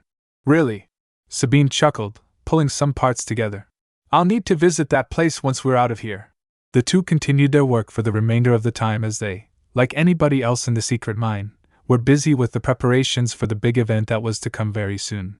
But if you could feel the emotions in the air, it was not those of happiness, but rather bitterness, fear, and some even a deep desire for revenge. Revenge, for the daily humiliations, exhaustion, and death for those who survive every day to see the next day. Hoping one day they can repay back the favor, with blood. As the night had fallen yet again over Kessel, two men in hazmat suits were seen walking out of a newly built white facility. They walked over to the entrance of the newly built tunnel that connected the Olam mine with the new lab. The latest experiment has been a success, the first man said as they both walked through the decontamination chamber. If we continue with these new subjects, Dr. Vindi will be very happy with our continuing progress. This project must succeed. The revival and weaponization of a deadly plague. The blue shadow virus, absolutely magnificent. His colleague spoke in a sense of pride. Have the men in Area 3 made any progress with their project? You mean about the T-virus? The first man said. Possibly. I heard that they brought their batch to Area 6, but they'll need new test subjects, just like us, to be honest. The two scientists walked up to the sentinels standing guard at the tunnel entrance. The two sentinel pikes saw the two scientists walk up to them, and one of them asked, What is it that you need, gentlemen? We'll need a group of test subjects. The last ones have just been used, and we need some new ones for continuing experimentation. One of the sentinels looked at the two men with suspicion. On whose orders? In response, one of the scientists pulled out a holopad. From the Umbrella Corporation, who is paying your funds at this moment, Mr. Pikes, the scientist stated. A request to transfer about 50 new slaves to be brought in here. The Pikes guard accepted the written order, but still had one more question. Okay, but what is this facility called? I'm new here. Sector 12, the Red Paw. Next morning, Naruto laid on his bunk bed, staring at the red ceiling as he tried to get some sleep. Sleeping below him was Joseph, who was now sleeping with a cross in his hand. Naruto noted how much more religious the man was becoming, even giving small sermons to those who asked in between labor and in lunch breaks. Laying on the other bunk beds were Tariq on the bottom and Adric taking top. Naruto smiled when he saw Tariq cough a few times, but aside from that, was sleeping just fine. Adric, on the other hand, was not sleeping, but was instead writing something in a small notebook, which he later learned was a log about the amount of weaponry that was being made and stockpiled. He quickly finished up, and put the small notebook in an open spot in the wall, before he slid a brick into it. It was just one of many hiding spots he and Jimmy made. Speaking of Jimmy, the Mexican digger was seen rolling up some old cigarette papers. Officially, they were to smoke spices and tobacco, which the slavers didn't really mind too much so long as it didn't interfere with their work, and even encouraged it to try to create dependence.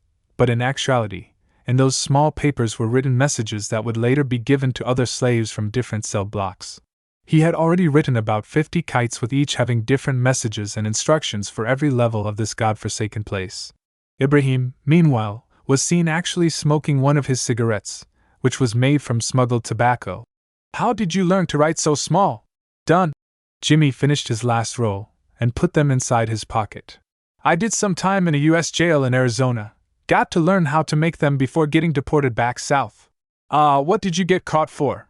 I was caught with no visa, that's all. Jimmy answered, sealing the kites up. Gringos thought I was a gang member or something, deported me back across the border. Not a nice experience for me. Also, I was drinking and crashed my truck right into a deputy's car. Ah, Ibrahim chuckled. Now that makes sense. Suddenly the lights turned on, followed by a loud shouting. Learning from experience about the consequences of not getting up, everyone who was asleep shot straight up immediately. The hell? Is it day already? Motherfucker dash! The doors opened, causing Ibrahim to put out his smoke and Jimmy to hide the message kites. One of the Zygerian slavers yelled out in the hallway. Everyone in this row out, now! Naruto jumped off his bunk bed and rubbed his eyes, before following suit with the others in the flow of slaves getting out of their cells. Glancing at the dark sky, he and the rest couldn't help but wonder what was going on. Everyone was now standing on the ground level, with the vast majority of the slaves talking to one another nervously.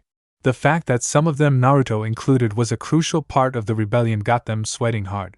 It took a lot out of Naruto to not try to run, with the blonde having to meditate to settle his fears. I can't afford to get lost in the dark side now, Naruto thought to himself. If we panic, then the entire thing is definitely over. Still, Naruto couldn't shake off the feeling that something terrible was going to happen soon. Shaking his head, he decided to try to distract himself by taking to his friends. Even talking about bad news was better than letting anxiety chew at his nerves. How bad? Tariq started to ask Naruto. I only briefly spoke to Bellatrix when we brought her here. But she was in a pretty bad shape after Sabine and I found her, Naruto told them with a frown. So what now? We'll need to keep this a secret, Tariq stated. We'll have to bring her to the secret caves if we want to keep her safe. Plus, she needs all the medical and mental help we can give. But Idel and Bellatrix aren't allowed to leave the infirmary. Adric reminded him of the fact the medical personnel were restricted in movement. So letting them come in is impossible. Sabine can help her, Naruto suggested. She's got some medical experience, so she can help. Plus, she's the only other person that can be close to her without being frightened by her presence. Yes, and we can let some of the supplies for her be smuggled through our usual routes. That's for you to do, Ibrahim. No problem.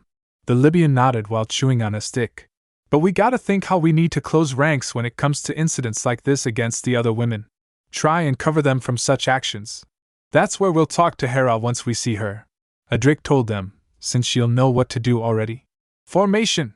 The loud shout from the Zygerian slaver got all the slaves to run into formation, with the disorganized crowd turning into rows of people within seconds. It was normal protocol if they wanted to make an example, or if they wanted to do a mass killing. But then came the slavers. Dinar was seen walking up front with a few of his pike sentinels, but they also were accompanied by a few men in white robes that looked like scientists, people they've never seen before. My slaves from the Terran sector! Dinar spoke in glee at his personal collection. I came here to congratulate you all.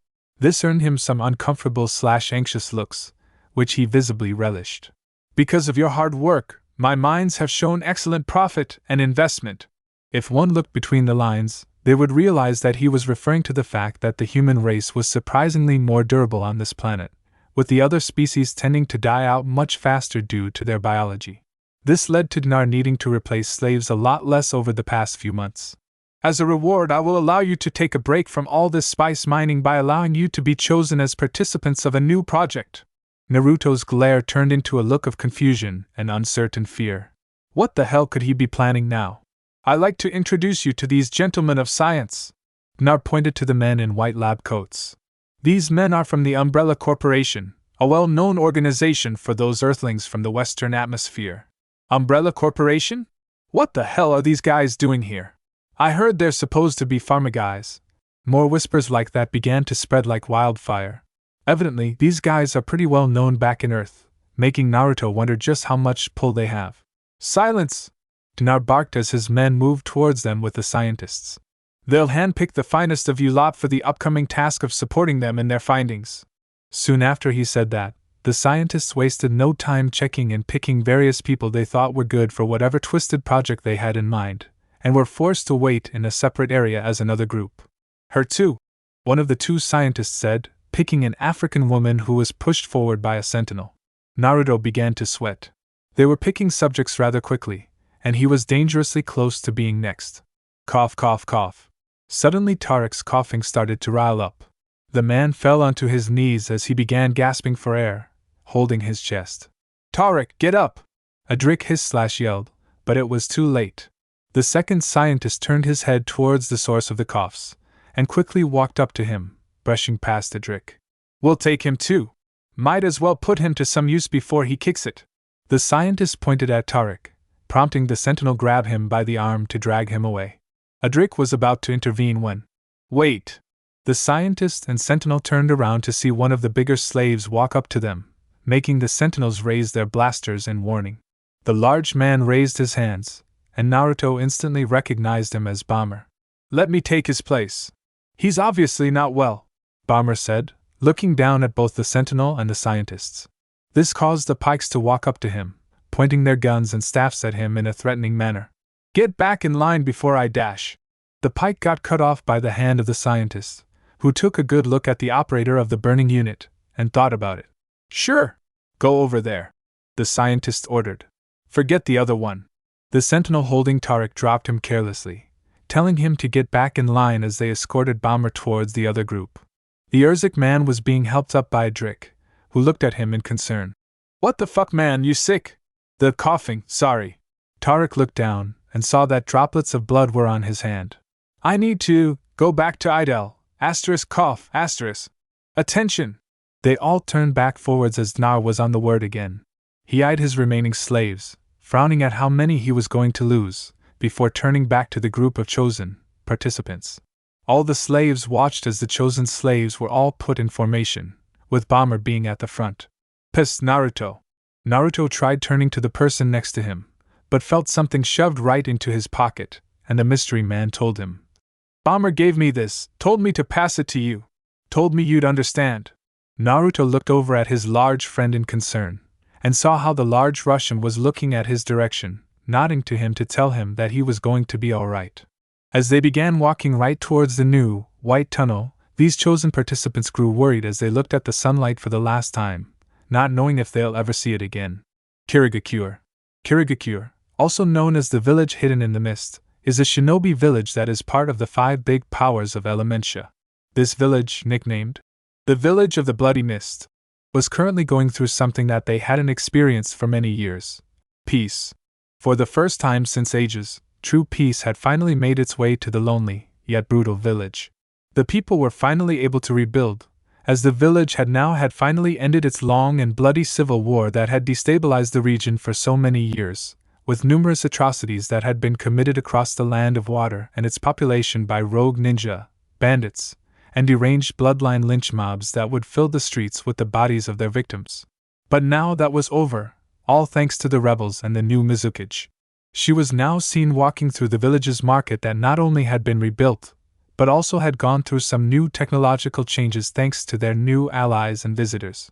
The market was filled with people and these strange, new beings called droids, many who were selling food to equipment native and non-native to this planet, which was dubbed Elementia by the apparent republic that ran this galaxy alongside the Confederacy. Although initially skeptical of these beings from the stars, with some of them not even being human beings, they quickly proved their worth when they supplied their rebellion with not just food and supplies, but with more weapons and droids to aid them in not only fighting but also reconstruction. May smiled from her recollection, walking up to a fruit vendor who was selling both the native fruits of this land and a new variety of fruits that came from other planets. Excuse me, sir? The vendor looked up towards the voice. His eyes widened at the unexpected visitor, and he quickly bowed his head down. Lady Mizukage, it's an honor to see you. Standing right in front of him stood Meiturumi, the 5th Mizukage, a slim, beautiful woman who had unique green eyes that were a match for her ankle-length, auburn hair that was styled into a herringbone pattern at the back. Despite her beautiful, gentle look, she was one of the strongest shinobi from the Hidden Mist, who led the rebellion into the village and ended the madness that brought the civil war to the village and the water country, defeating her enemies swiftly with anyone who stood right in front of her, unifying many parts of the Kiri shinobi under her and restoring the peace and status of the Hidden Mist. Besides being a good military leader, a fighter, and a unifier, the Mizukage was also showing signs of being a natural in politics. Using only her words, she managed to convince the defected shinobi and clans to return to the village, promising them that the war and bloodshed were over, and that their criminal status would be erased. Thanks to her new friend, who was currently walking with her, she also began to get along with some of the other members of the Confederacy, which she found to be very helpful in keeping her village's ruined economy up. "I'd like 2 of those I believe they call Fuji apples for me and my friend." May turned to the person standing next to her. "If you'd like to have one, Senator Bonteri?" "Oh, please call me Mina," said the Senator of Oldron, Mina Bonteri, a representative of the Confederacy of Independent Systems, the same organization that supported May's rebellion with military and humanitarian goods. "Yes, I'd like to have one, please. 2 Fuji apples coming right up." The vendor pulled out 2 of the freshest fruits he got from his stand, and handed it over to the 2 ladies. "It's in the house, ma'am, so please enjoy." Mina, who was flattered at the generosity, insisted. "Oh please, Mr. Dash." She pulled out a few credits but was met with a shaking head. "No ma'am, I mean it." The vendor respectfully declined her offer of coins. "If it weren't for you, this war wouldn't be over. My son and daughter wouldn't be alive today. So please, accept these as a sign of my gratitude." The Underonian was slightly taken aback by the elderly man's words of gratitude and decided to accept his token of gratitude with the Mizukage. "Have a good day, mister." "You both have a good day, ladies. And thank you for bringing peace," the elderly vendor was heard saying before the 2 women descended into the crowd. Bonteri took a bite of her Fuji apple, savoring its crisp, sweet taste, before turning to her colleague. "I see that your village is very happy with the newfound peace that you have established." "Oh, indeed." May let out a small smile. "They're just glad the civil war is finally over, and that no one in the academy has to worry about killing each other. Of course, there are some of those who wish to go back to the old ways." This mostly came from the old-timers who survived the Civil War, who stated that not all of our old ways were terrible, which, of course, included the bloody initiation and the bloodline eliminations. She was glad that she removed those old fossils from their positions. It was because of their neglect in handling the former Mizukage's actions that so many of her friends and comrades perished in the Bloody Mist's horrible past, including one of her closest friends, who was confirmed to have died in the Land of the Waves. She was talking about her old friend, Zabuza, a comrade she knew from her days in the academy. She got through the same brutal graduation ritual like her friend, which she still remembered the time like it was just last week. Living through the dark days of the village of the Bloody Mist, she had fought desperately, drenched in the blood of her former classmates, becoming the last one standing, just like Zabuza, who, on the other hand, was from a previous class, with the little boy having killed over 100 of his classmates before he was eligible for graduation, earning himself the nickname Demon of the Hidden Mist. After their separate graduations from the academy, May and Zabuza both rose in the ranks as certified and deadly shinobi, going on high-risk missions and earning themselves respect and a fearful reputation among their fellow shinobi. She herself got the rank of Jounin with her 2 Kekei Genkai abilities, which were rare to have, while Zabuza, on the other hand, gained a reputation of being an efficient assassin, who joined the ANBU Black Ops and then becoming one of the 7 Swordsmen of the Mist, a group of Kiri blade-wielding shinobi that consisted of the best swordsmen of the Hidden Mist, meaning they were the strongest the village could offer after the Mizukage. Unfortunately, when the Civil War broke out, May herself wasn't even in the country when it occurred, when the fighting and atrocities began to take place. But when she heard about the attempted coup d'état Zabuza committed, she began to band up her rebellion in hopes to put an end to the carnage, even trying to find Zabuza and asking him to help her in her rebellion. Unfortunately, she arrived too late, finding out that Zabuza had been killed long before she could reach him. She learned that he died in the Land of Waves fighting against a team from Konoha, perishing alongside a boy who he took as an apprentice named Haku. It was hard for her to accept that Zabuza, one of the toughest warriors she had ever met, was dead, even when she stood over his grave, staring at his large blade, which acted as his tombstone. "May, are you alright?" Quickly snapping out of her thoughts, the Mizukage turned to her colleague. "I'm sorry, I wasn't listening." Mina recognized that look on her face. Thinking about someone? Just a friend, someone who I lost. Due to the Civil War? Mina asked cautiously, looking around and staring at the flourishing market. I'm sorry to hear that. He would have been proud, May continued softly. He would have loved to see this place, a world where kids don't have to worry about killing each other just to graduate. A place where for a few small minutes kids could be kids. He would have loved to see this. He sounds like a good man. He was. The redhead nodded. Even if the world didn't believe it, deep down, he was a good man who just wanted a place where kids could live in peace. The two women just stared at the ocean, which, for once, was cleared from the fog that constantly blanketed their world, with their guards, both mechanical and human, just standing there awkwardly. The view is quite beautiful. The two leaders had concluded the tour around the village, and were now back at May's new office. It is, May agreed. Despite having seen the same bay for many years, it had never looked and sounded so peaceful. Instead of the screams of the dying, or the monstrous roar of the ocean, or even the crunching of ships, doomed to remain at the bottom of their ocean, it was now filled with the sounds of laughter, with children playing in the sand and water, with some of them hopefully never knowing the gruesome atrocities that had occurred in their home. On top of that, it seemed as if the gods above were happy at their hard-earned peace, with the mist having been lifted at least for now, allowing the beautiful sunshine to illuminate the once dark and gloomy sky. It's hard to believe that a place like this was filled with such a violent past, one that I hadn't seen in a long time. As an experienced politician and diplomat, Mina had visited many planets of different environments, experienced many things, but this was rather new to her. To think that there were still planets who lived with such violence, and such a warlike culture.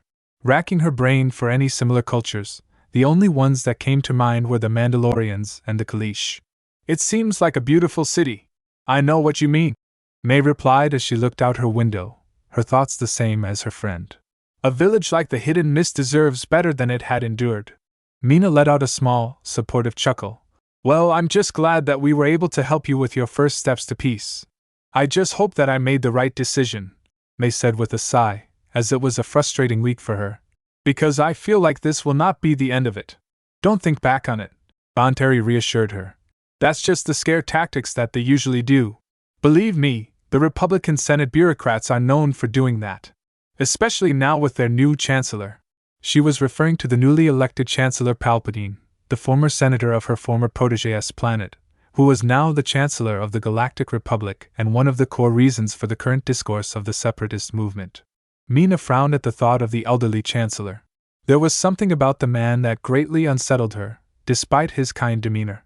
She remembered the day that she once shook his hand in a meeting. His hand, despite it being warm just like anyone else's, gave her the chills the minute their skins touched, and it took everything she had to not recoil in front of everyone. So, shall we speak about the trade deals the CIS has offered to us? May asked, wanting to try to change the subject. You said that the Confederacy is willing to further aid us with building up our economy for exchange of some raw materials. Mina took a seat in front of May. Yes, you told us that the land of water is home to a large quantity of resources, correct? Metal and fish is what this country's main exports are. May responded as it was mostly sold to shipyards, blacksmiths, or food markets. Is that what you're interested in? Yes, resources like that are what we're looking for to trade. In exchange for that, we offer to give your village and this country whatever you'll need. May was already prepared for this question since she had a file of requests and needs from the village, as well as her checking out the village's conditions itself. Well, many of our farmers in the countryside will need some equipment to not only plant and harvest our crops but to help repair the land itself. Your generous food rations are very helpful, but I know that they will not be a permanent fix. On top of that, I believe that more of your battle droids will be needed to help compensate for our massive loss in manpower. Despite us winning our war, we still need to keep up basic security, since bandits, rogue nations, and the other villages could still be a problem.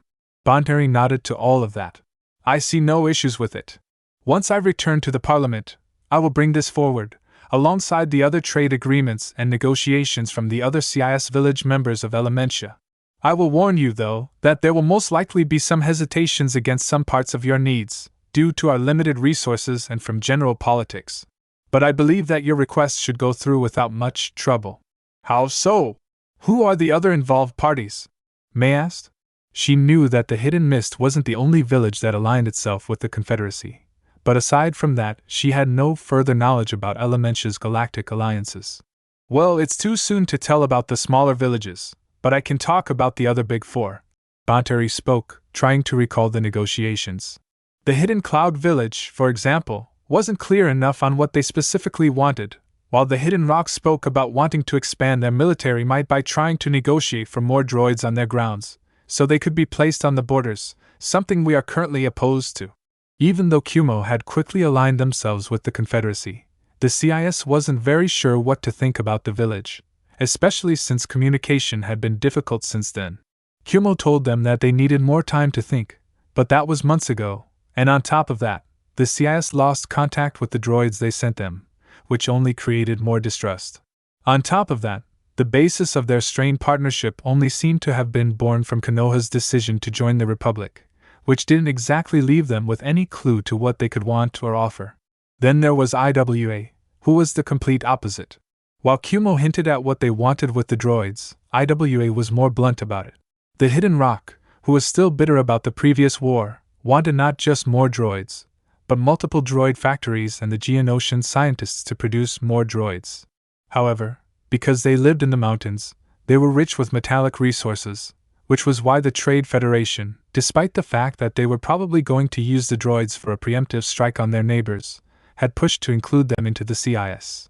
What doesn't help is that IWA and Kumo don't appear to like each other very well, which makes negotiations even more difficult. Your village cannot act as a mediator for the two of them, since your village was evidently a huge part of the previous war if I'm correct. Mei sighed at this. She was no fortune-teller, but even she knew that this would be a problem at some point. Unfortunately, that's the way it is now. I guess you can say that this situation is like the galaxy now if I'm right. As much it hurts me to admit it, you're not far off from the truth, Banteri said, looking through the window as she shook her head. Times are changing now, and it's not looking good, especially with our silent war for the domination of systems getting rough.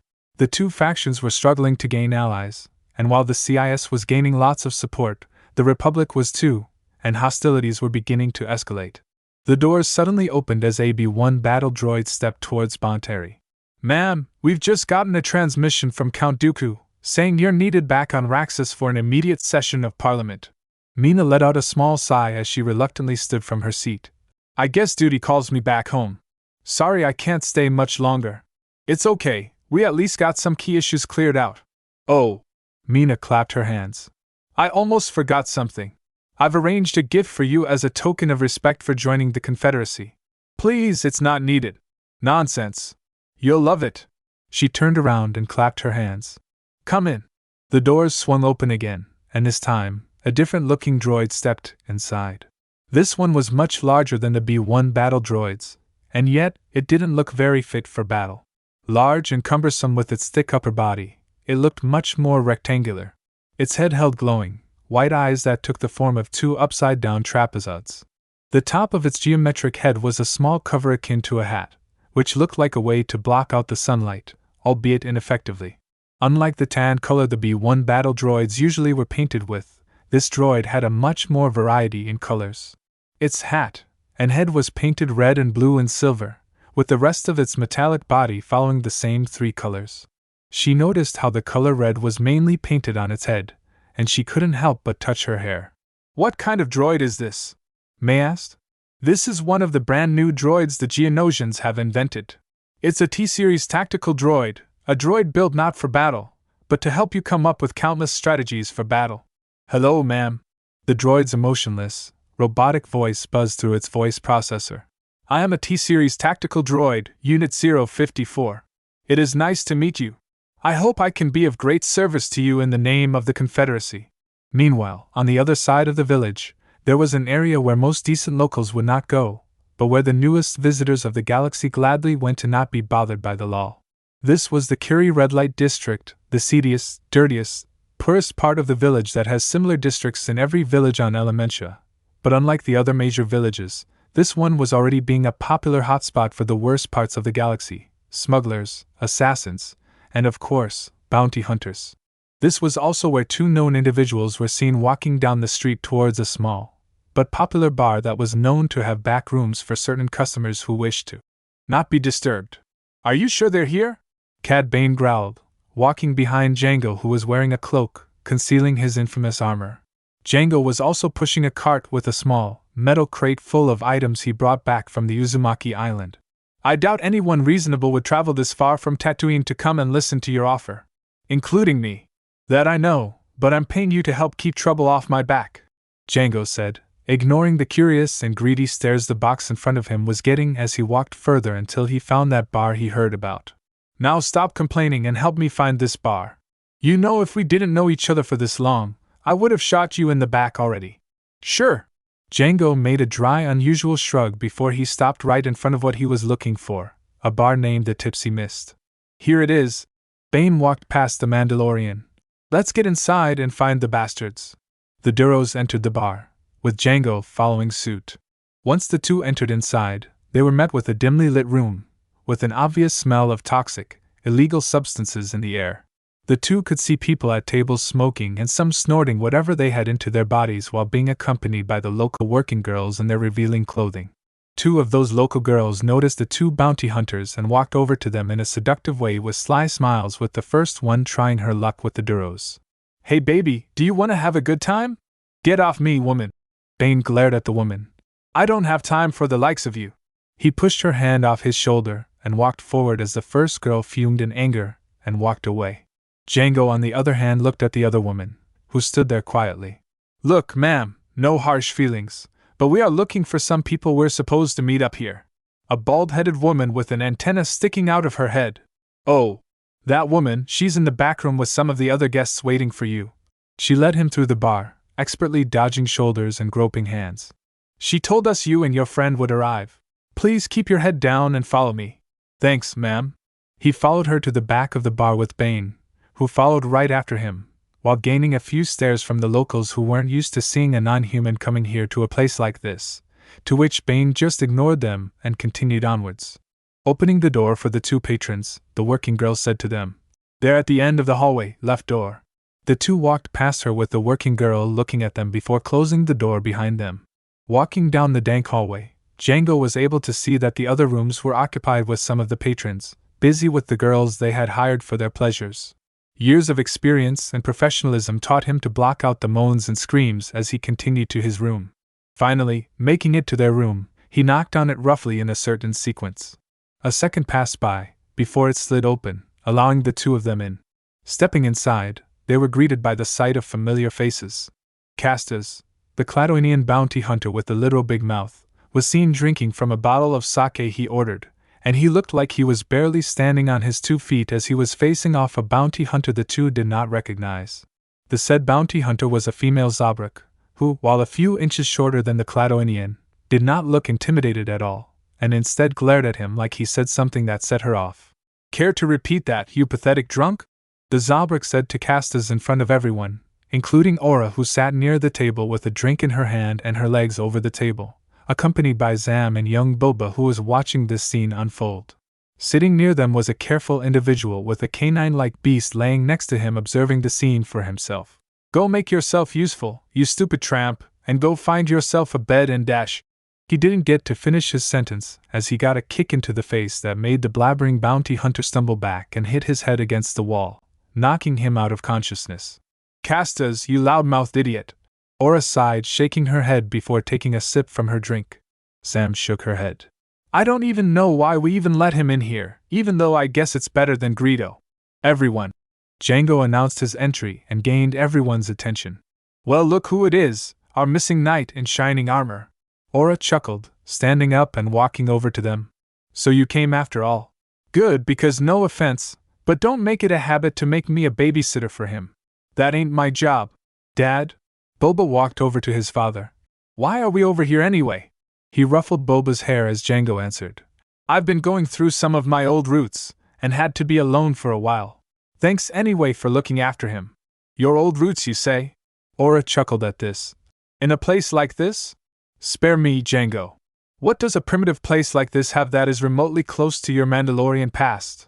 You'd be surprised, Bane said, dropping in as he was with Django for the last few days on that island not that far away from here.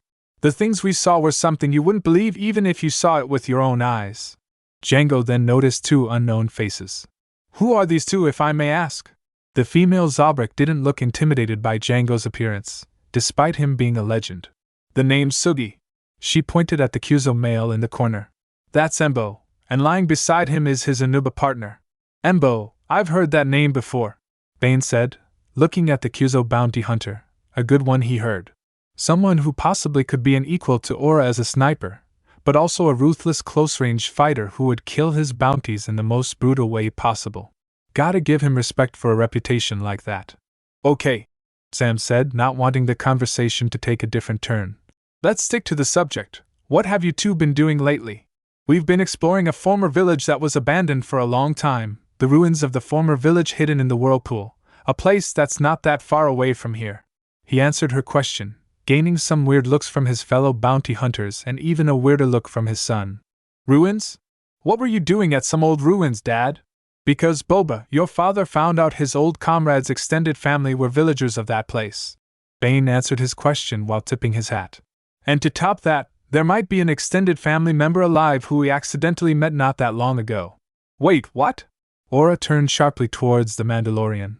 Django, what is he talking about? Django took a deep breath as he shed his cloak. Staring at everyone through his helmet, they could feel his glare through his visor, and the room quickly fell into silence. Listen, before I explain everything, let me make this clear. This information will not leave this room, understand? If I hear so much as a whisper about this in the streets, I will find which one of you is responsible, and I will hunt you down myself, friend or not. The bounty hunters tensed up as his words hit their souls. They knew that Django was not the type to kid around, so when the Mandalorian promised something, he would go to the ends of the galaxy to get it done. Got it? The Mandalorian asked once. Everyone quickly nodded, with even Bane nodding as a way to promise his silence. Satisfied, the Mandalorian finally sat down at the table, pulling up the remaining seat, and reached for his crate. In those ruins, we collected some artifacts, including this. He placed a piece of debris he took with him on the table. The people around the table looked at the small debris, and what they saw got their eyebrows to raise up. A whirlpool symbol. Sam nearly snorted. Are you messing with us, Django? The whirlpool is a symbol of a local clan that previously existed on the island, which Bane and I have explored for the last few days. The ruins indicate that this village was long in existence, with what we could easily say from some of the earliest gravestones tracing it back to almost over 600 years back. Since when are you an archaeologist? Aura began to chuckle but stopped when she noticed Django just staring at her. It appears to be that this village was home to a group of people that are not natives to this world, and were relatives of my old mentor. Excuse me? Bane scoffed at this response. It was a Mandalorian village, you numbskulls. That's what he's trying to say. How's that possible? Sam asked in disbelief. This planet has only been discovered less than a year ago. Officially, the Republic discovered the existence of this planet about a year ago. Django nodded. Unofficially, I think this clan was one of the first settlers to live amongst these people. Makes a bit of sense once you think back on it. What do you mean, Dad? Boba asked. Django took a moment to think back on a story he heard in his younger days. There was once a man during the days of the Old Republic. He was a charismatic warrior who held a dark lightsaber, who unified many of the Mandalorian clans under him. When the time came for the three factions to unite, he led all of Mandalore against a common enemy. He gave his life to give the others a chance to seal away the great evil that threatened our galaxy, with his clan choosing to stay behind on the planet to watch over the terrible beast, knowing that one day, someone would be foolish enough to reawaken it. Mandalorians, Jedi, and Sith working together? Aura shook her head hearing this. You're really believing this? Trust me, I thought it was just a myth myself. But I then began digging deeper into this myth, and found out it wasn't one. So the story is true? Not only that, I made a discovery that's been on my mind ever since. Django began running his fingers on the whirlpool, his eyes absorbed into its unique pattern. My mentor, Jaster Mariel, told me about his clan's history, and I found out he's actually a descendant of the same people who were in that battle centuries ago. This revelation got the bounty hunter's curiosity to spike. And this time it was the female Zabrak Sugi who asked the next question. What was the name of the clan that previously lived there? Like you said, they lived there in honor of their fallen clan leader. They named the village around here is called Yuzushiogakure, meaning village hidden in the whirlpool, after their clan, the Uzumakis. Django said nothing after that, with the gears turning in the heads of everyone who took part in the Elementia kidnapping mission. It was Zam who was brave enough to speak up, whose human form paled white as she spoke. Wait, that's the name of the boy. Django just nodded as he opened the floating crate, pulling out several objects covered in blankets. Once the crate was empty, he pulled off the blankets from the objects, and there laid a whole set of Mandalorian armor, painted red and black, the colors of the once renowned Uzumaki clan. Whoa! Sugi said with a whistle at the whole set. Look at that! Is this what you found on those islands? Yes, that and much more, Django said. This had been what he could take with him, which was small in comparison to what he found on that island. Aura took notice of the helmet and began to examine it. For such an old artifact, it looked in pretty good condition, with no rust or even damage seen on the Beskar armor, not even on the tinted visors. Aura couldn't help but wonder what sort of technology was used to preserve such a magnificent piece of history. So Django, we just learned that we accidentally threw a fellow Mandalorian into hell, Aura said grimly. But I'm guessing that's not the only thing you're here to talk about, right? Looking up to everyone who was listening to him, the last true Mandalorian nodded, before he spoke again. I've got a job for you guys. Jedi Council Room. The Jedi High Council was in full session, with all its members summoned to the room as they had just heard out the intel briefings of Jiraiya's spy that might have found the location of the boy. In the middle of the room stood two holograms whom they were communicating with. Standing there was Jiraiya, and next to him stood a stern and very angry Tsunade who was not happy to hear the news. They had just been told that Jiraiya had some important information in the search of Naruto Uzumaki. Are you certain he's where you think he is, Jiraiya? Tsunade asked, holding her hands in a clinging fist as she heard where her godson was. My spy in there just confirmed it, the Toad Sage responded. Naruto is on Kessel, forced as a slave to mine spice from the underground. Bam! The holographic figure of Tsunade was seen smashing her hand into the ground, possibly cracking the floor beneath her as her anger seemed to boil over. No one from the Jedi Council looked to be so much as unsurprised by this reaction. They understood her and decided to let her blow off some steam. Windu turned to the male Sannin spy master. Are you sure that this intel is valid? We need to know that it's 100% true before we make any moves. He was found in the medical facility transporting equipment and bodies. Naruto's name and photo was on that list. He must be in one of those mines. That confirmation left the members of the Jedi Council talking. Shakti was the first to speak up as she listened to every detail carefully. We'll need to handle the situation fast. Who knows how much longer that child can hold out in there? That's not going to be easy, Master Fisto said, ticking his chin before asking the shinobi. Do you know which mine young Naruto is in? I don't know precisely, Jiraiya said as he sighed in frustration. The problem is that my spy will not be able to leave the mine. How so? Wind asked. My spy entered as a slave, with a random background. Disguised as a resident of Coruscant, nothing interesting.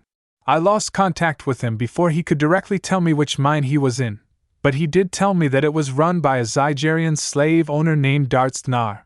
That name caused a few murmurs to travel through the room, as some of the Jedi Masters recognized that name, much to Tsunade's dismay. Who's this Darts you're talking about? And why is everyone so concerned about his name? Darstnar is a well-known vicious man, to put it kindly.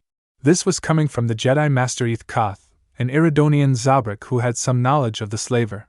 From my understanding, he's a rather powerful slave trader who's rumored to have a disgusting hobby of kidnapping or buying certain people for his collection. Wyndon narrowed his eyes. And by collection you mean? Koth didn't want to finish that sentence, and just gave a nod in response, confirming many others his meaning of collection.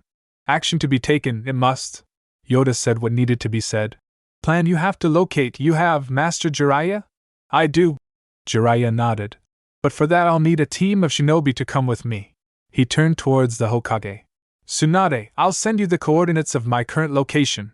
I'll count on you to send me a team of trackers if you can. Like you have to ask. I'll send you more than that. Tsunade already knew who she would send. Jiraiya nodded, before explaining to the Jedi. I've got a location where Gnar is supposed to be for the next few days. It's the perfect chance to finally locate and rescue Naruto. Know this, Master Jiraiya. Yoda spoke again. Prepared we should be, for anything is possible. I've already lost several students of mine, Master Yoda. Jiraiya replied grimly to the elder. I'm not going to lose another one. Join you I shall, Yoda said, volunteering himself in front of the others. Strong in the Force, the young one is. Must be found before the Sith does. Jiraiya was stunned by this proposition, but accepted it. Thank you. I'm glad you would join us. As this was being settled, Tsunade had a stern look on her face, as she was now holding on to perhaps the last bit of hope for the young goofball she grew to love as a son. So she knew they need to act fast before it was too late. Hold on, brat. Hold on. We're coming. Olam Infirmary. Cough, cough, cough. Tariq gasped as his body was racked with nasty coughs, his head jerking back and forth as his body used what little energy it had left to torture itself. You have pneumonia. Idel broke the news to him in a somber tone. That's all I can say for now, and the only thing I can prescribe for you is this. She pulled out a small object from her pocket and handed it over to the Urzik. Tariq accepted the device and recognized it. An inhaler? Forgive my ignorance, but isn't that for asthmatic people? Yes, but right now it's the only thing I could offer for your lungs, as getting you a nebulizer is basically impossible, Idel said bitterly. She had tried to keep him here for another day to further monitor him, but she was being denied permission to give any other treatment. Besides, that's my inhaler. Her hands reached over his and closed them over the device. You need it more than me, so just take it and use it every time you feel like coughing, okay? I will. He paused for some reason and looked at her. And thanks, I don't know what I would do without you. Don't flatter yourself. She tried to not make direct eye contact with him as she excused herself. I've got to go back to work, excuse me. Idel walked to the back of the infirmary, leaving the Urzik man alone for him to leave. Putting the inhaler away, he walked out of the infirmary, suddenly feeling much better than before. Underground tunnels. The elevator stopped at its final destination as the gates rose up slowly but painfully, the sound of the rusty doors being raised up torture for the naked ear. Escorted by a pike, he threw the man out of the elevator shaft with a kick in the back, shoving Tariq onto the floor. Get to work, slave, the pike ordered as he closed the elevator right in front of him. By the time the elevator began to go back up, Tariq was already on his feet as Adrik and Hera approached him. Tariq, Hera said as she went over to him, with Adrik helping him up. You all right? You don't seem well. No, pneumonia, Tariq said weakly as he let out a hard cough. I got it pretty bad, should have expected to be honest cough, got this from Idel. He pulled out his inhaler and showed it to them. That's what I am working with now. Well, at least you were diagnosed early, Adrik said, helping him walk by crossing his arm over his back so he could carry him. Still, it could be worse, so we're not going to take any chances. Got it, Tariq? Okay. Tariq coughed one more time to clear his throat, before he used his inhaler. I'll keep myself in check. Hera, I'll leave some of the tasks to you, until I'm back on my own feet again.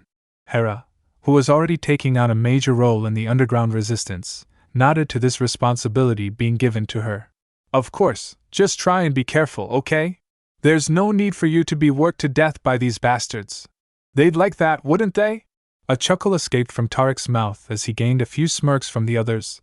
The small moment unfortunately had to be interrupted when a random slave ran to them. Tariq, you need to come now, he said to the others. Actually, all of you need to come. What is it? Adrik asked, uneased by the tone in his voice. It's Levi. A crowd was gathered around something, and judging by the ocean of faces of horror, shock, and disgust, whatever they were surrounding couldn't have been good. Let us through, Adrik spoke as he pushed through the crowd, making a path for Tariq and Hera to walk through. Finally, getting to the front row, where the other leaders of the underground resistance were, he looked down in utter shock. Levi Laskov, or Bomber, to those close to him, was laid on the table, and looked like he was struggling to stay alive. His naked torso, which was littered with scars and open wounds, weakly raised up and down as his respiratory system struggled to keep working. His veins were disgustingly visible, bulging out of the skin as the muscles squirmed and moved like giant worms under his tissue. One look at him, and many of them wondered if it would be kind to kill him instead of letting him live a second longer. A heavy gasp escaped through the man's breathing tube mask, followed by a series of coughs that grew worse with each wheeze. The limbs trembled as the man looked like he was trying to say something. Take it easy, Levi, Sabine said softly while holding the mask over the man's head to try and calm him down. Save your strength, you're gonna need it. What is this? Adric finally managed to ask. Can somebody explain to me what hell happened to him? We brought him back with us, one of the slaves explained. They recognized him as one of the few who were selected by the scientists. He was like that when the scientists forced us to go back there to collect the bodies. We found him in this state. Adric suddenly noticed that there were only 3 of these hand-picked slaves here, including the poor man on the table, and asked, Where are the rest of you guys? 50 of us got picked, right? We're all that's left, a man replied. The speaker was a bald and skinny man with an armband around his arm. He was one of the few who was selected to be seen coming back. The rest are either dead or still being experimented on as far we know about it, he continued, much to the horror of the others. Possibly both. Experimented? Yes, we were sent to be experimented on like rats. The second survivor spoke up. I thought the spice mines were bad, but the things they did there, it made me want to go right back. He looked at the barely breathing Levi, flinching at his coughs. He's the only one that made it out alive out of that white hell. Nobody else was seen coming out, but we could still hear their screaming when we left. Then why are you standing here? We're the body crew. The third slave answered that question as he showed an armband around his arm he and the 2 others wore that had the skull on it. They forced us to pick up the bodies after they were done with them. The man could not speak further before he suddenly began vomiting whatever was left in his stomach into a nearby bucket on the floor, causing some surrounding crowd to back off to give him space. This caused an ocean of murmurs and angry mutters. They've already heard what had happened, but watching one of their own being visibly traumatized from just trying to tell the story again made them even angrier. Hera quickly walked up and pointed at some of them. You 3 with me. You're going to explain everything you saw to us. She then turned to Adric. Meeting now. Wait, what about Levi? Adric said, pointing at the barely conscious man. He can't even stand up straight. You guys go, Sabine said as she stood by Levi with the inhaler. I can handle this. Adric nodded and turned around. Everyone disperse now, he ordered. The crowd knew better than to stay and disobey, and the group swiftly left the underground room, save for a few who had to stay behind. Tariq was the last to be seen walking out of there, save for a certain blonde. Naruto, you too. The young blonde hesitantly looked back and forth. I dash. Someone grabbed his hand weakly, and he turned to see Levi, who looked like he was on death's door, and yet used the last of his strength to raise his head one last time. Go! Levi muttered those words out of his mouth briefly. Go now! Was the last thing Naruto heard the man say as Sabine put the inhaler back over his mouth. I'll take care of him. She nodded at the shinobi. We'll meet you at the 3rd HQ room. You know where it is, right? Naruto nodded, turning around and walking away with Tariq, leaving the few who were left to take care of the ill man and to discuss the current developments. Joseph, can you help me bring Levi to the secret med room? Of course, let me get his legs. Joseph nodded as he and 2 others began raising Levi up from the table. Quickly putting him on a makeshift stretcher, they brought him away to the secret tunnel that wasn't far away from here. Within no time at all, he'd been laid to rest with something warm to lay on and a makeshift blanket. That was the least they could do for their poor comrade, whose groans and whimpers of pain were torture to his friend's ears. Olam Resistance 3rd Underground HQ. Unbeknownst to the rest of the Resistance, the leaders had their own secret HQs, where it would be a place for them to talk in private amongst themselves. This is due to the idea that there might be spies within their ranks, and only the leaders, who were the most trusted ones amongst the Resistance, were allowed in. The 3rd Underground HQ was one of the oldest and most well-kept secrets amongst the slaves, with this particular room even being one of the first secret rooms the slaves from before dug in what little spare time they had in hopes that one day it could be used to help bring about their freedom. Currently, the leaders were talking about the lab, and what to do now that their ranks were rapidly being eaten up by the greedily facility dubbed Sector 12. It horrified the leaders, who could only sit there and discuss to the details they had been told in extra detail, this time. I can't believe what I'm hearing. This is not good, this is really not good. Sitting on a chair, Tariq was seen deep in his thoughts as he just heard the numbers of the people who were sent to these facilities. 25 were picked out in total, mostly humans and some sentients of different varieties, yet, out of those, only 4 came back alive, including the 3 body crew members and Levi, who was in a very bad shape. Around 8 bodies of deceased slaves were brought to the mine and had already been put into the crematory, with some of them coming out with only a limb or 2, as if they were tortured with frostbite signs, burn patterns, on their bodies, and one of them even showing the same signs as Levi, but instead was already dead on the spot. What was going on in those facilities? And what was Sector 12 built for? You're excused to go now, Hera said to the three men who told them everything. Go to the kitchen and get something to eat, you'll need it. The three nodded and left the room, leaving the members of the underground resistance who now needed to discuss these topics with a clear vision on how to deal with them. Hera was the first to speak. Okay, we now know that the Zygerians and these scientists have facilities of labs now just a foot walk away from here, but we don't know what's going on inside there. It's obvious, let's not play stupid here. Adric began, with everyone turning towards him as he spoke. They're using it as a site for experimentation. That would make sense with an organization like the Umbrella Corporation if you asked me. How so? Hera asked the Russian. What's with this Umbrella Corporation anyway? They're a multinational corporation that is well known on planet Earth, Tarek explained. They were well known for their pharmaceuticals, cosmetics, and chemicals. Originally a British-based company, it has spread across Earth but mainly operates in the US and in Africa. They're also known for its tourism and other major businesses. That's their public cover anyway. Public cover? Naruto asked the Urzik man. That means they're into very illegal activities, kid, and not small time. Adric answered sternly for his friend. For a long time, it's been suspected that this corporation was involved in illegal building of biological weapons for militaries across the world, and also were involved in a conspiracy to accumulate deadly viruses that are illegal to collect. That is at least what my country's intelligence agencies know. He closed his eyes, taking a sip of water from his canteen. Tarek nodded. Yes, that's pretty much it about the Umbrella Corporation, a shady and very powerful organization. Well, it would fit right into other big corporations I heard of, Hera said, thinking back on a few like the Trade Federation and the Techno Union. But now we need to focus on what to do now. What do you mean? About the plan. Hera brought up the big question.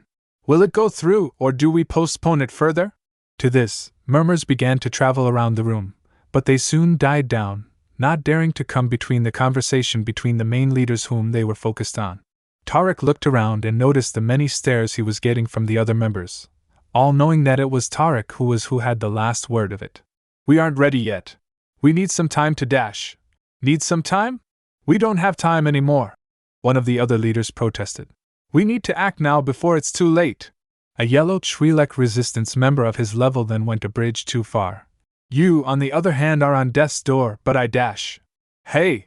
Adric jumped up shouting at the male Twi'lek member, clearly angered by the poor choice of words of the rowdy Twi'lek slave.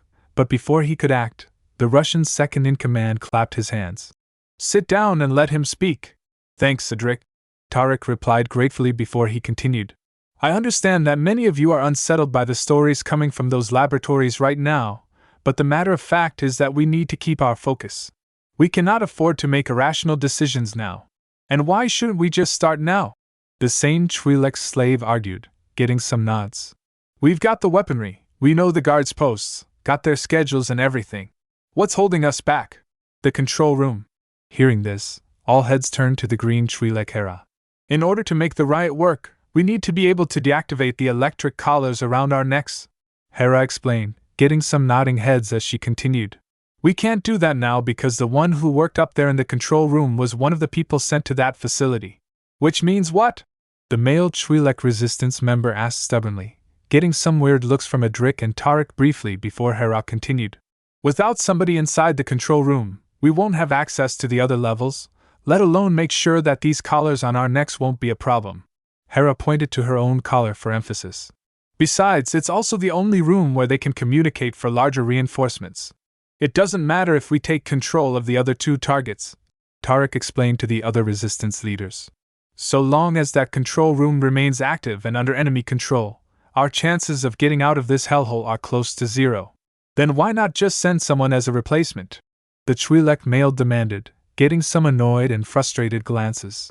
He had only been in these meetings for a few weeks since the previous member passed away, and he already was a nuisance they hoped they didn't have to deal with.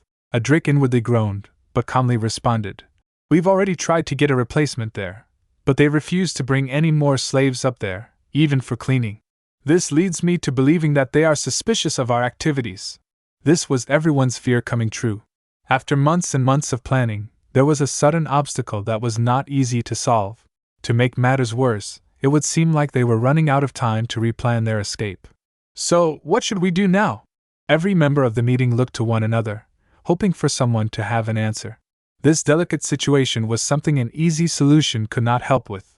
We wait, Naruto suddenly suggested, gaining everyone's attention to what he had to say, which was unusual because he was usually the quietest and youngest member of this meeting. Oh please! The Twi'lek rolled his eyes, not taking him seriously. Just sit there and be silent, boy. Let the adults talk. Shut it, Merrick. Hera shut the male Twi'lek down with a harsh tone, before turning to the kid. Naruto, what do you mean? I say, we wait and try to gather more intel. Naruto continued with his suggestion. Wait for the right moment, and see when we have a window on the control room. Until then, we need to wait and don't do anything that will attract the attention of the guards. Even though our people are getting thinned out by those barbaric experiments? One of the other leaders pointed out. Everyone's eyes returned onto the blonde, waiting to hear and see his response. Taking a moment to figure out what he was going to say, Naruto gave his response. We've got over 50,000 people here in Olam, and most of them are being worked to death. We've been planning for almost half a year for this, and it's not just our own lives on the line, but also the many who joined up and volunteered to help us even at the high risk of being executed. By this, he was talking about Sabine, Jimmy, Zeb, Joseph, Bellatrix Idel, Levi, and so many others he couldn't even name. He couldn't risk losing them all. If we blindly go through with the plan now with this new obstacle, everybody involved will be dead, and everything we've worked for up to this point will be for nothing. This place will keep running, and many more people will perish in these mines. So we need to have patience and wait for the right moment. Naruto ended his explanation to the other resistance members, who listened to him closely. The kid's right. Adrik agreed with Naruto and turned to everyone. We simply can't risk it, at least for now. I say we wait and see what will come next. Hera nodded. I agree too. We'll wait. Meanwhile, try and keep the people on your levels calm, and tell them to stay sharp, alright? She talked directly to the others who nodded to her. Yes, ma'am. This meeting is adjourned. Tariq had the last word. We'll tell you when the next one will take place. In the meantime, try to watch out for each other. Even in hell, we must keep our compassion. Now go, it's time to work. Soon all the resistance members had descended back to their working stations, except for the three, which included Adrik, Tariq, and Hera. Cough, cough, cough, cough, cough, cough. Tariq's coughing came out of nowhere as he nearly collapsed to the ground, but got caught by Hera and Adrik, who held him up by his arms. Easy, Imam, easy. Adrik helped him out towards a nearby rock to sit on. That cough of yours is getting worse. It can't be normal. Of course it ain't normal, it's pneumonia. Tariq ended his coughing and gasped. I'll be alright, I just need to rest for a bit. His coughing then returned as he held a cloth to his mouth. This did not bring Hera any confidence, and she handed her canteen over to him. Here, there's still some left in it. Tariq accepted the canteen and began to drink from it, with small streams trickling from the sides of his lips, before lifting the container away from his face, letting out a loud gasp. Ah, that's good. Thank you. No problem. She smiled at her friend, before noticing someone had already left. Where's Naruto? I don't know, he left quickly, Tariq said, remembering how the kid was awfully quiet today. Maybe he's getting to his shift. Yet today he's supposed to work in the day shift, that's just 2 hours from now, Adrik said, having memorized the work shifts. He's most likely going back to see Levi. Levi. Tariq looked down in shame as he thought about the man who was fighting so desperately for his life. After all, he was supposed to be the one going to that facility instead. Tariq? If it wasn't for him, I would have been dead, Tariq said as he looked up to the two. But now, it will only be a matter of time before the news gets out about the experiments. You think we can still postpone it? Hera asked him, and Tariq just shook his head. Not likely, not for very long. Tariq was now sure that they were out of time. We might have to vote on it in the next meeting. But we don't have a man inside the control room, Adrik reminded them. With that still being an obstacle, we won't have a chance. I guess for now, all we can do is hope for a miracle, Tariq said bitterly.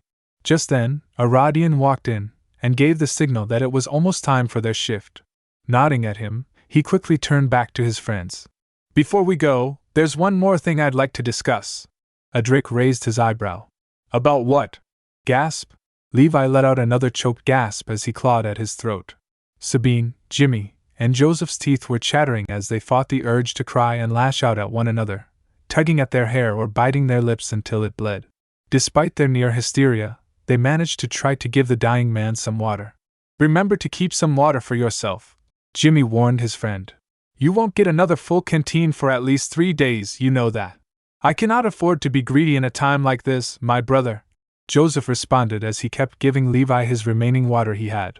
The Lord demands me to serve those who can't help themselves anymore. Jimmy, for once, spoke in his native tongue. En serios, hombre, tú también necesitas sobrevivir. Seriously, man, you need to survive too. Incluso si muero, mi conciencia no estará limpia si no ayudo a los necesitados. Joseph replied to his friend, declining the advice as he continued his duties. Even if I die, my conscience won't be clean if I fail to help the needy. You know what, I give up. Jimmy groaned, switching back to English after failing to change his friend's mind, whose devotion to his God remaining stubborn even in the darkest moments like these. Sabine shook her head at the two, and couldn't help but smile at their conversation. She didn't mind them speaking in their own language, but it did remind her of the times she and a bounty hunter friend of hers had with similar conversations, before they split on bad terms. Hey! The three turned around, and saw Naruto holding a few items. Got these from Ibrahim, he grunted, pulling out some towels, more canteens of water, and some painkillers made from spice and other chemicals. Just what we needed. Joseph thanked the blonde as he put the towel underneath Levi's head, and used the others to dry up the man's sweaty body to wash him. Tell Ibrahim that we owe him one. Well, it was also a Canadian who helped bring in the meds. Some new guy I heard came by the other week. A Canuck? My God! Who aren't they enslaving from Earth? Jimmy shook his head while washing Levi's face. Bastards even go after our dear Canadian friends, who just mind their own business. Meanwhile, Naruto was staring at the barely responding Levi. He only knew him for less than a year, and yet Naruto was close to this large man, who was one of the few that took him seriously as a capable young man instead of a helpless, stupid kid, helping him get through the bad days of the mines. Bomber had shown him so much kindness that he knew he could never pay back. Instead, all he could do was watch him slowly die, with even his force healing doing nothing but prolonging the inevitable. Sabine, can we talk? Looking over to Naruto, who caught her attention, Sabine noticed the look in his eyes, seeing that same expression he had when that family died, or when that girl Taiya was found in her state. Sure. She stood up as they both walked away. As the two youngsters were seen going off, Jimmy and Joseph quickly glanced at their backs and made small talk. Do you think the plan will go through? Jimmy asked as he could figure out that the underground resistance leaders were talking about this revelation. The rumors will spread around the underground mines like wildfire. It's only going to be a matter of time now. Joseph dipped the towel into the water can and began washing Levi's forehead slowly as the man's eyes twitched multiple times. Joseph paused as he let out a sigh. Whatever happens next will be a decisive moment in history, Joseph said to his friend. God be with us. Standing by the entrance of the underground mines, Naruto leaned against the red wall as he stared to the ground, waiting as Sabine walked up to him. You wanted to talk about something? Sabine asked, holding her bicep as she bit her lip in worry. Naruto took a deep breath to settle his nerves. It's very likely that we're going through with the plan soon. Sabine's eyes widened a little, but aside from that, there was no indication of her being surprised. When? I don't know, but soon, very soon. Most likely within the next few days, Naruto said, having a feeling that postponing it might no longer be a possibility, especially with the rumors of the facilities and its victims spreading around Olam, meaning that containing the calm would be way too difficult if they wanted the uprising to go as planned. If one person made a mistake, it would all come apart. So we're pushed towards the endgame. Yeah. What do you think the chances will be? For our victory? Low. Naruto answered bitterly. Very low. Before he could sink into the pit of despair, Naruto felt Sabine gently grabbing his hands, before he was pulled into her armored chest. She began stroking his hair, and he began to do the same for her. His fears, his anxieties, his worries began to melt away from Sabine's touch and smell. Out of everyone else within his group of friends, Sabine was the one he felt the most comfortable with to show his true face under his mask, and he knew that she felt the same towards him. "It's going to be all right," Sabine murmured as she stroked his hair, her words music to his ears. "I mean, you're probably the biggest moron I've ever met, but you're also the sweetest guy anyone can ask for, you know? If this goes wrong and we all die or worse, I'm just glad that I spent these last moments with you." The two of them then went silent, absorbing each other's warmth as they felt their worries fade away. They couldn't even care to respond to the other slaves as they walked by, who were either congratulating or teasing them. Either way, somehow, watching the two stand there in each other's arms in bliss made them happier, and it seemed to revitalize their spirits and bodies. Control room. The control room was a metal, circular projection that stood out the most from the giant mine. Sticking out of the red ground, it loomed over the many levels, reminding those slaving away at the bottom of their place, with its shadow even reaching the very bottom. Sitting on his chair, Nar was reading the report about the Umbrella Corporation's background, to which he was reminded of the likes of the Trade Federation and the techno-union organizations that often claimed to be clean and humane, and yet reeked of corruption, not that he was one to talk. Its origins, according to his intelligence, began from 3 university students who shared a deep and committed interest into eugenic science that was growing in the 60s according to the Earthling's time calendar. Nar read the report with a chill running up his spine. The rest of the intelligence was about the numerous accusations that this company was investigated for on Earth, which all were fitting to what was taking place just the area next to him. "I expected some filth from these people, but this is quite surprising," Nar said as he leaned back into his chair. Putting down the reports, he let out a sigh as he rubbed his eyes. The more he learned about this organization, the more he was beginning to wonder if he made a mistake cooperating with them. Sure, what they promised was tempting, but was the potential fallout worth it? Nar was an arrogant man, but even he knew that playing God could lead to catastrophic results. The blue shadow virus was a key example of how destructive nature alone could be, so the idea of nature being tampered with in the hands of a man was justifiably a terrifying one. These Earthlings were different, very different indeed. They weren't like the humans living in the core rim, where they viewed non-humans as inferior. Although they weren't unified and their technology was rather primitive, they were still very vicious people and had fought many brutal wars amongst themselves. On top of that, they apparently weren't above experimenting and slaying each other for power. "I've made a deal with dangerous people." The Zygerian snapped out of his thoughts as a sentinel pike walked through the doorway. "You needed me, sir?" Nar turned to the voice and saw who it was. "Ah, Zykal. Good that you came." He stood up from his chair. "I've got to personally thank you for the time you put into gathering this information for me." "It was nothing, sir." The pike accepted his boss's gratitude with a quick bow, before continuing. "Although it was quite difficult to obtain some of this information, especially the ones containing government investigations." Nar nodded at this in approval. He understood the great lengths this pike had to go through to obtain these files since the Earthlings knew just how to keep secrets. Fortunately, money could buy anything, which included information, and thankfully, Zykal was one of the few he trusted with his personal funds. "Even so, I'm actually proud of you for giving me all of this." Nar smiled, walking past his trusted man. "Still, I do have one question about the unusual format of the documents you have given me." He pointed at the table, where the pile of paper documents quietly sat. "Why is it that you've given me all this information on primitive material like paper?" he asked the pike.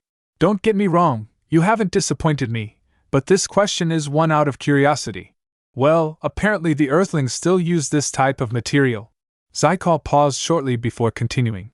"It's rare, I know, but my time there on Earth was rather fascinating. For the planet that is filled with billions of humans, they act and fight like animals, especially when you read their history." "So I've heard. Rather a bunch of interesting humans, aren't they?" Nar was particularly interested in the violent history of the planet Earth, which was a planet full of civilized life that was somehow also so divided. "An interesting place, especially if you want to find cheap labor. But that's a conversation for another day, maybe after the party." "Party, sir?" the pike questioned. "Yes, I've been invited by the royal Yoruba family to attend one of their expensive gatherings," Nar told his friend as he poured 2 empty glasses of wine. "It's just a formality party for all who do business on Kessel. It's not an event I like, but sometimes new owners are invited too, and I cannot possibly ignore opportunities to expand the business." "Forgive me for asking, sir, But how long will you attend this party? Not long, perhaps a few hours if I'm bored. It depends, really, Gnar answered his agent, before turning around to the sentinel pike with the 2 glasses in hand. That's why I'll put you in charge for the time I am gone. He gave the second glass to his best guard as they stood next to the windows, watching the mining operation. Zykal nodded while accepting the glass of wine. It would be an honor of mine, sir, he said as he looked outside the glass view with his employer. Although, not to be rude, but I highly doubt this is the only reason you summoned me. Gnar smirked at his colleague's words while staring outside at his operation. Very observant you are, but yes, there's also another matter I'd like to discuss with you.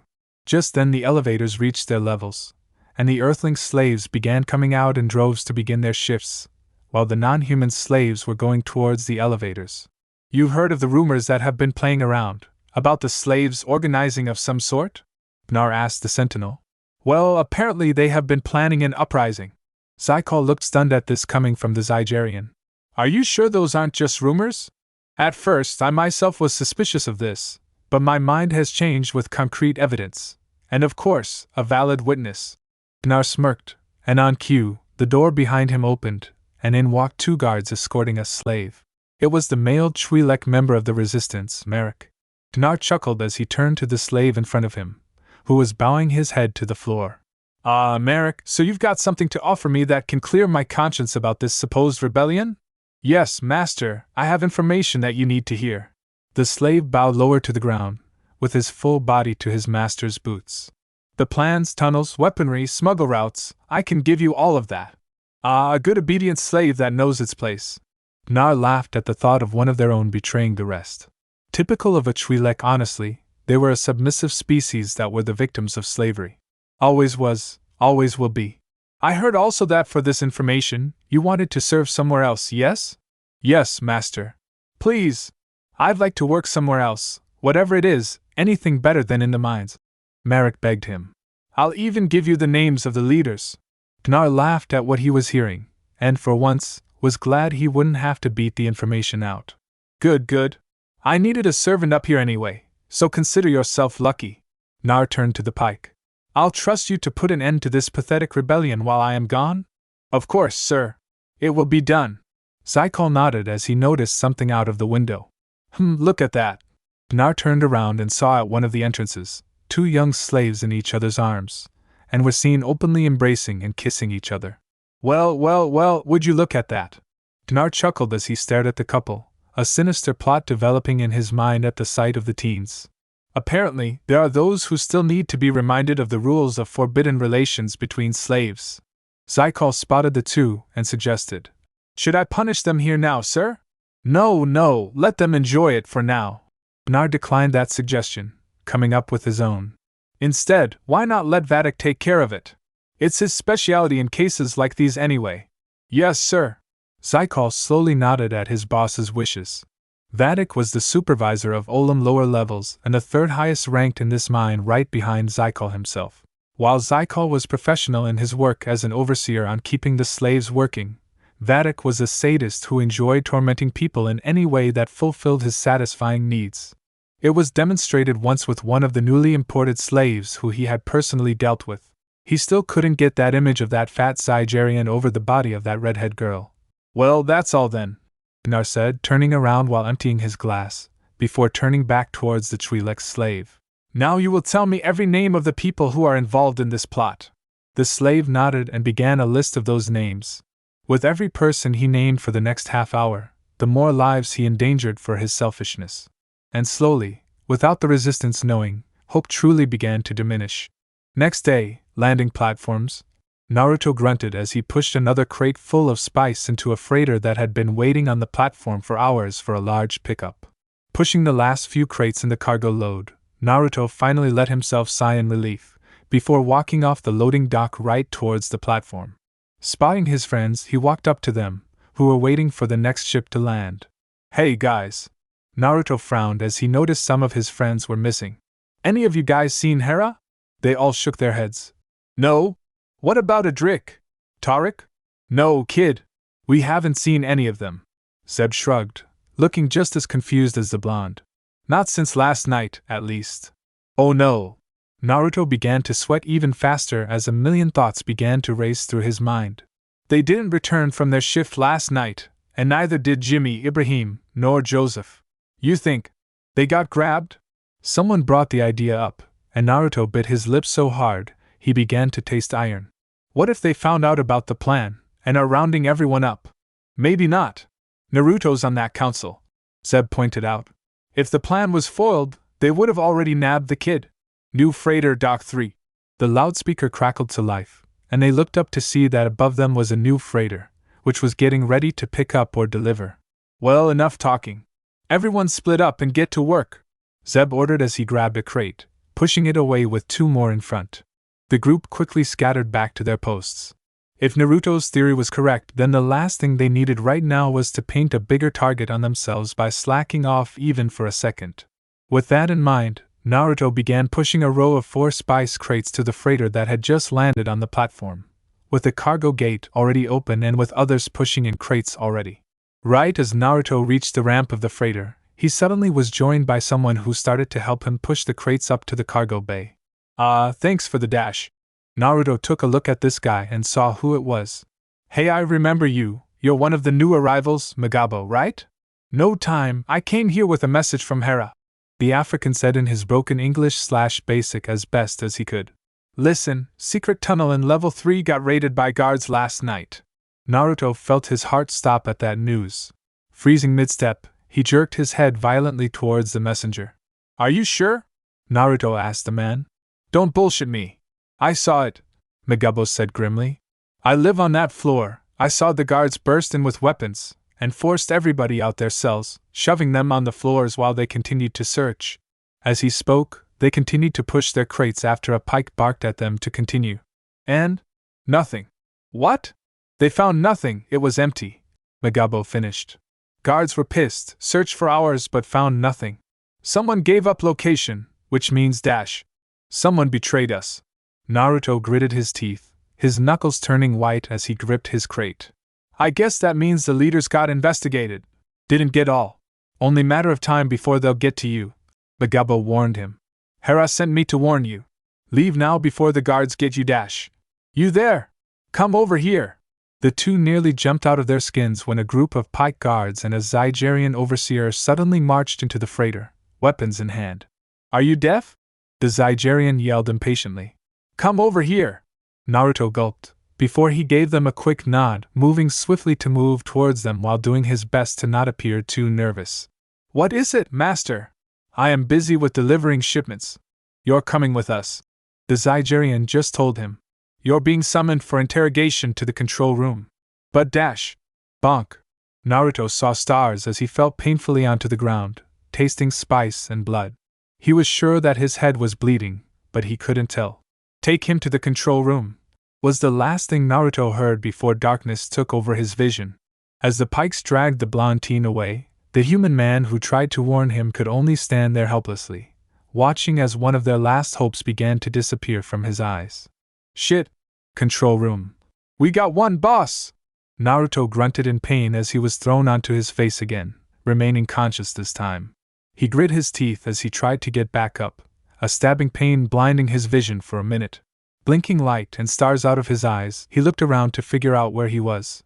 His eyes widened as he remembered where they were taking him. It was what he expected, a room filled with guards staring at the holographic screens with glowing letters he could barely read. The room was surrounded by windows as it was centered in the middle of the mine with a view of the whole mining operation.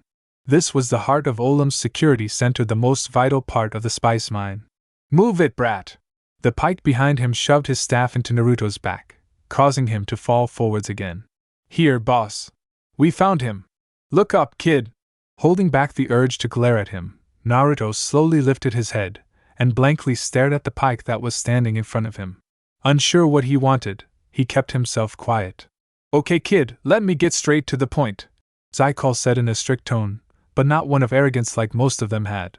Lord Nar has left me in charge for the next few hours, and I've been given information about an uprising being conspired. Naruto just stared at the pike sentient with a neutral expression. I don't know what you're talking about. Don't start that nonsense with us, boy. The chubby Zygerian who got him on the platform angrily responded. We found the secret underground headquarters just a few hours ago, and we know you slaves are planning something. Stay out of this, Vatic. Zykal snapped at the Zygerian overseer. The 2ND in command wasn't pleased with working with Vatic at all. Sure, he can admit that the Zygerian got results, but sometimes his extreme and brutal methods made things worse. On top of that, Zykal couldn't help but be repulsed at his ways. Perhaps it was his soft heart that his peers sometimes mocked him for, but even he had standards. Are you sure you didn't just find an old, abandoned mine? Naruto said, trying hard not to let out a grin. I mean, this mine is pretty old, so who knows? Why, you little dash? Stop it, Vatic! Zykal commanded his subordinate. Don't make me repeat it again. The Zygerian stepped back again with a displeased grunt, leaving Zykal to his interrogation. Listen, kid, I'm going to give you one last chance, so don't make things harder for yourself, and just tell us the whereabouts of the other leaders. Like I said, Naruto glared at the pike. I don't know what you're talking about. Just then, a different guard, a fellow pike, walked up to Zykal. Sir, we may have found the second hideout of the resistance leaders. Are you sure about it? Our informant has verified it. The guard nodded with confidence. I've assembled a team to get them. Okay, I'll come too, Zykal said. Interrogation could wait for now. He'll deal with this puny rebellion himself, which would certainly help keep him in good graces with the higher-ups. Vatic, stay here and watch over him. The rest of you, with me. Hey, I am not going to babysit this little brat, Vatic protested, not wanting to miss out on the action, but the pike just snapped at him. That's an order, Vatic. Stay here and watch over the kid. This will be dealt with quickly. Gritting his teeth, Vatic eventually replied. Fine, just be quick. Not bothering to reply, Zykal left the room swiftly with his men, leaving Vatic alone with Naruto and the operators. Zykal and his fellow pikes were waiting for the elevators to reach their level. For some reason, the elevator was running extra slow today, which meant that they had to wait a bit longer than usual. This meant that for a good minute or so, they had to stand there in the heat in pure boredom. Zykal sighed as he looked around them, almost wishing for something to happen. His eyes then fell onto the pike next to him. Vash, you've been rather quiet for some time. Is something the matter? HM? Oh, I'm just wondering why you decided to leave that blonde Elementian with Vatic. I mean, you and I both know that he acts on his own interests, so chances are that boy's going to be dead by the time we come back. Normally, I'd agree with you, but even that thickhead Zygerian knows better than to kill a major suspect. Besides, I hate getting my hands dirty anyways, so maybe he'll punch out some answers. Their conversation was cut short when the elevator doors finally slid open. They cautiously waddled into the elevator, not trusting the slaves to have rebuilt it well enough all of a sudden. Even so, what he is doing lately is only going to pour more fuel on the fire, Vash continued. Kriv, we still haven't been able to find that girl he dragged into the detention cells. Don't remind me of that. Zykal's nose scrunched up in disgust when he remembered that particular moment.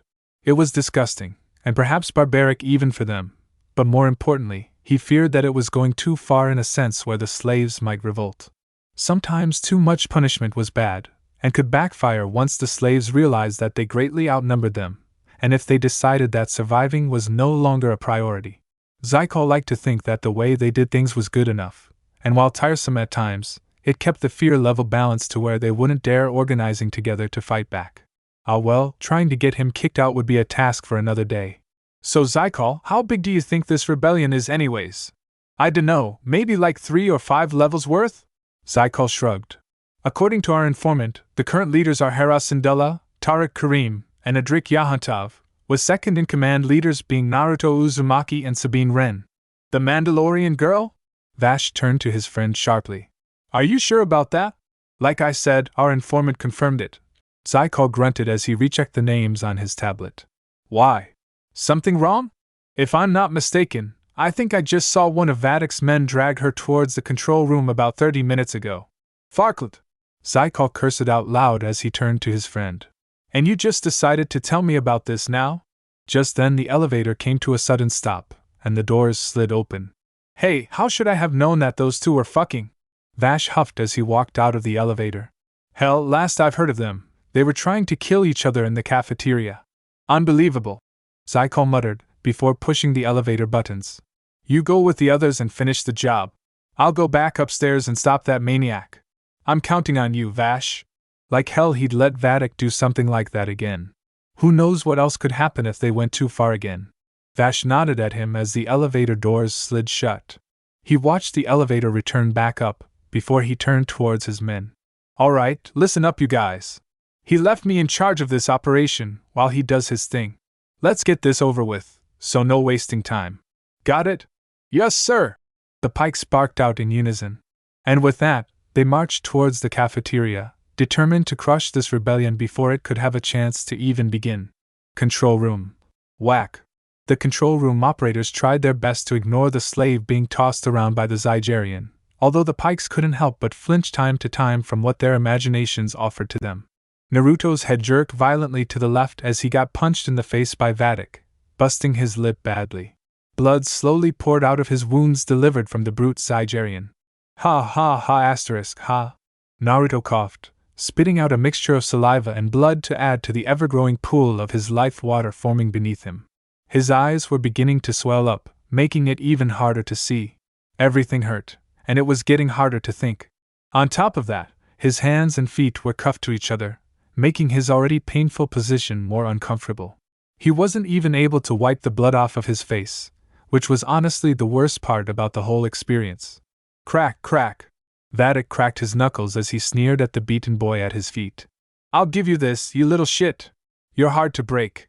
Naruto could only let out a pathetic gurgle, before he spat out some more blood at Vatic's feet. PFFF, my granny could punch harder than you, so suck it you hairy asshole. Despite how painful it was to do so, Naruto managed to give him a shit-eating grin. Vatic responded by slamming his foot against the blonde's neck, making him gasp for air as he pressed him against the cold, metal floor. You're really getting on my nerves, you worthless human trash! Vatic growled dangerously.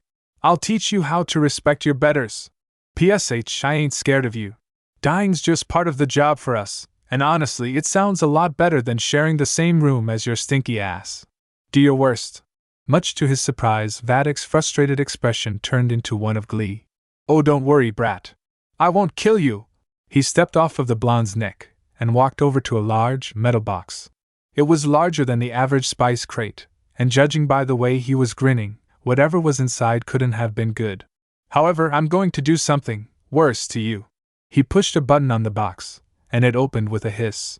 Reaching inside, he pulled out a very familiar slave. Sabine! Naruto thought with horror. Looking rather beat up herself, one of her eyes was nearly swollen shut, with dried blood caking her face. Her other eye struggled to open itself. The moment her beautiful, brown eye met his blue, bloodshot one's, it widened in horror. You know, you really shouldn't have sucked each other's faces in public. You never know who might be watching. The Zygerian sneered devilishly. Thanks to your girlfriend here, I found your only weakness. Vatic then pulled Sabine's face up to his as he grinned at the fallen boy. So, are you willing to talk now that I have your precious mate? MMMMMMPPHHFF.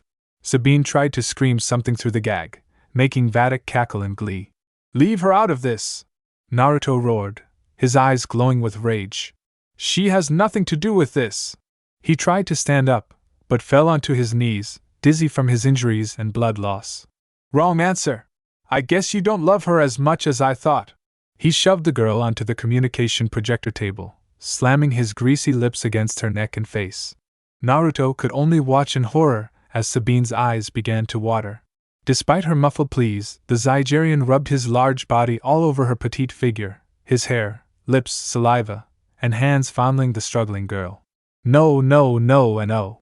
Naruto's mind raced with the same words as a dark surge of power began to course through his body. The rush, the power, it came slower than usual, as if something was holding it back with what fading strength it had. Stop it! Too late for that, kid. It's time you learn the consequences of disobedience. Vatic grinned, his sharp teeth failing to hold back his excited purrs as he stroked Sabine's derriere. Sabine was screaming now, her cries loud enough to be heard even with her gag. Re-yip! Sabine's tears flowed even harder as the Zygerian tore open her pants, exposing her bottom. Her screams grew even louder as she fought even harder, but in her weakened state, there was nothing she could do against the beast on top of her. That's a nice ass. A cruel laugh escaped the monster's mouth. I've heard that Mandalorian women are women of high culture. Let's see how it really is. As Vatic was about to unleash his sinful lust, the doors opened, revealing a panting Zykal who made it just in time. Vatic! He ran over to Vatic, pulling him off of Sabine. I told you to not act in your own interests. It's acts like these that pushes them to rebellion. Vatic's wicked face turned sour as he saw who it was that was ruining his fun. Zykal! He let go of Sabine, letting her fall onto the floor. She just laid there quietly, her sobs muffled by her gag as she trembled like a leaf. You always come at the wrong time, huh? He glared at the pike, his fists clenching. Don't you have a job with those rebel slaves? I would be crushing the puny rebellion by now with my men, if not for your insolent actions. Besides, what good will stopping that rebellion be if you ignite the birth of another bigger one with your hedonism? It's bad enough that you raped that red-headed Elementian, but we lost her now, and who knows if that's what triggered the said rebellion in the first place. Naruto's body twitched while the two slavers were arguing. Enough of your idiotic paranoia, Vatic growled, getting into the pike's face. They're just slaves. They can't do anything while we hold the blaster. If they try, we'll kill them, simple as that. Too much fear and pain will inevitably lead to rebellion, be it big or small. With every time wasted subduing or killing the merchandise, it'll be more expensive to replace them. Besides, what if you put my people in danger because of a rage-fueled riot? You know what? I don't give a damn, Vatic roared in Zykal's face. I'll teach them obedience however I want to. They're just slaves. They can't do anything unless I say so. I can do whatever I want with them, and there's nothing anybody can do abo dash. Gook. The air suddenly grew stiff as their words stopped dead in their throats. Whatever Vatic was going to say next, nobody would ever know. His look of unrestrained rage shifted from one to confusion, to terror as he began to reach for his neck. What is going on? I can't, Zykal. The Zygerian looked at the pike, and found that he too seemed to be frozen, being strangled by an invisible force walking amongst them. His eyes widened as he saw Zykal being slowly dragged up into the air, as if being dragged into the sky with a rope by the gods. Looking around them, even the operators were frozen, being squeezed to death by some unholy force. They were choking, gagging as they tried to do anything. Take in air. Call for help. Push the buttons. Anything. But like Zykal and himself, no matter how hard they struggled, they couldn't move a muscle. Crunch. Shatter. His eye twitching, he saw the control panels, the one thing that could stop all of the slaves in their tracks if they so wished, get crushed, sparks, metal, and wires ejecting from the machines. And suddenly, he learned the true meaning of fear. If not for the situation at hand, Sabine would have found the situation to be humorous. Unlike the monsters that surrounded them, she knew exactly what was going on the moment it happened. Despite the fact that she has witnessed this once, and despite the fact that this time, she was not on the receiving end of the invisible grip, she still couldn't help but feel a little terrified and amazed at the situation at hand. And Naruto dash. Sabine, get out now, Naruto murmured at her. Ah, there it was. Despite his eyes glowing golden, just like that time at the elevator, instead of hatred, they were full of concern and regret for not being able to save what was left of her innocence in time. It struck fear into her, and yet, at the same time, it was oddly comforting. Go. It was a simple word, but it was more than enough to snap her out of his hypnotizing gaze. Nodding quickly, she got up, and quickly passed by the paralyzed slavers. She had work to do. Vatic gulped as the blonde slave slowly turned his head towards him. His golden, slitted eyes glared at him with hate and power, and it was then that he knew that it wasn't the same boy that he was torturing earlier. Somehow letting out an audible gulp of fear, he noticed that his vision was blacking out. And yet, somehow, he was still able to think. He was still able to notice his eyes, his hands, and with everything else that went on. "A Jedi?" He managed to breathe out, before he went limp. In response, Naruto let out a roar as he clenched his clawed hands into fists, crushing everything in the room. Roar! Everyone, from the slavers to the slaves, and even the few droids that walked around the mining hole, all froze at the sound of some ungodly roar echoing the area. Every organic being was paralyzed as fear invaded their hearts and souls, with the younger ones even crying on the spot. Crash! Crash! Shatter! Crunch! The ones in the upper levels of Olam looked up, their eyes widening as they saw the mighty control room suddenly being crushed like a tin can at the bottom of the ocean, its durable glass being shattered with ease. Everything went silent for a moment. Then, all hell broke loose. Chapter end. Watch all the lemons of this story on my Patreon. Link is in the description. Now watch daily exclusive and censored lemon stories and mature content. Access all this and more on my Patreon. Click the link in the description to explore.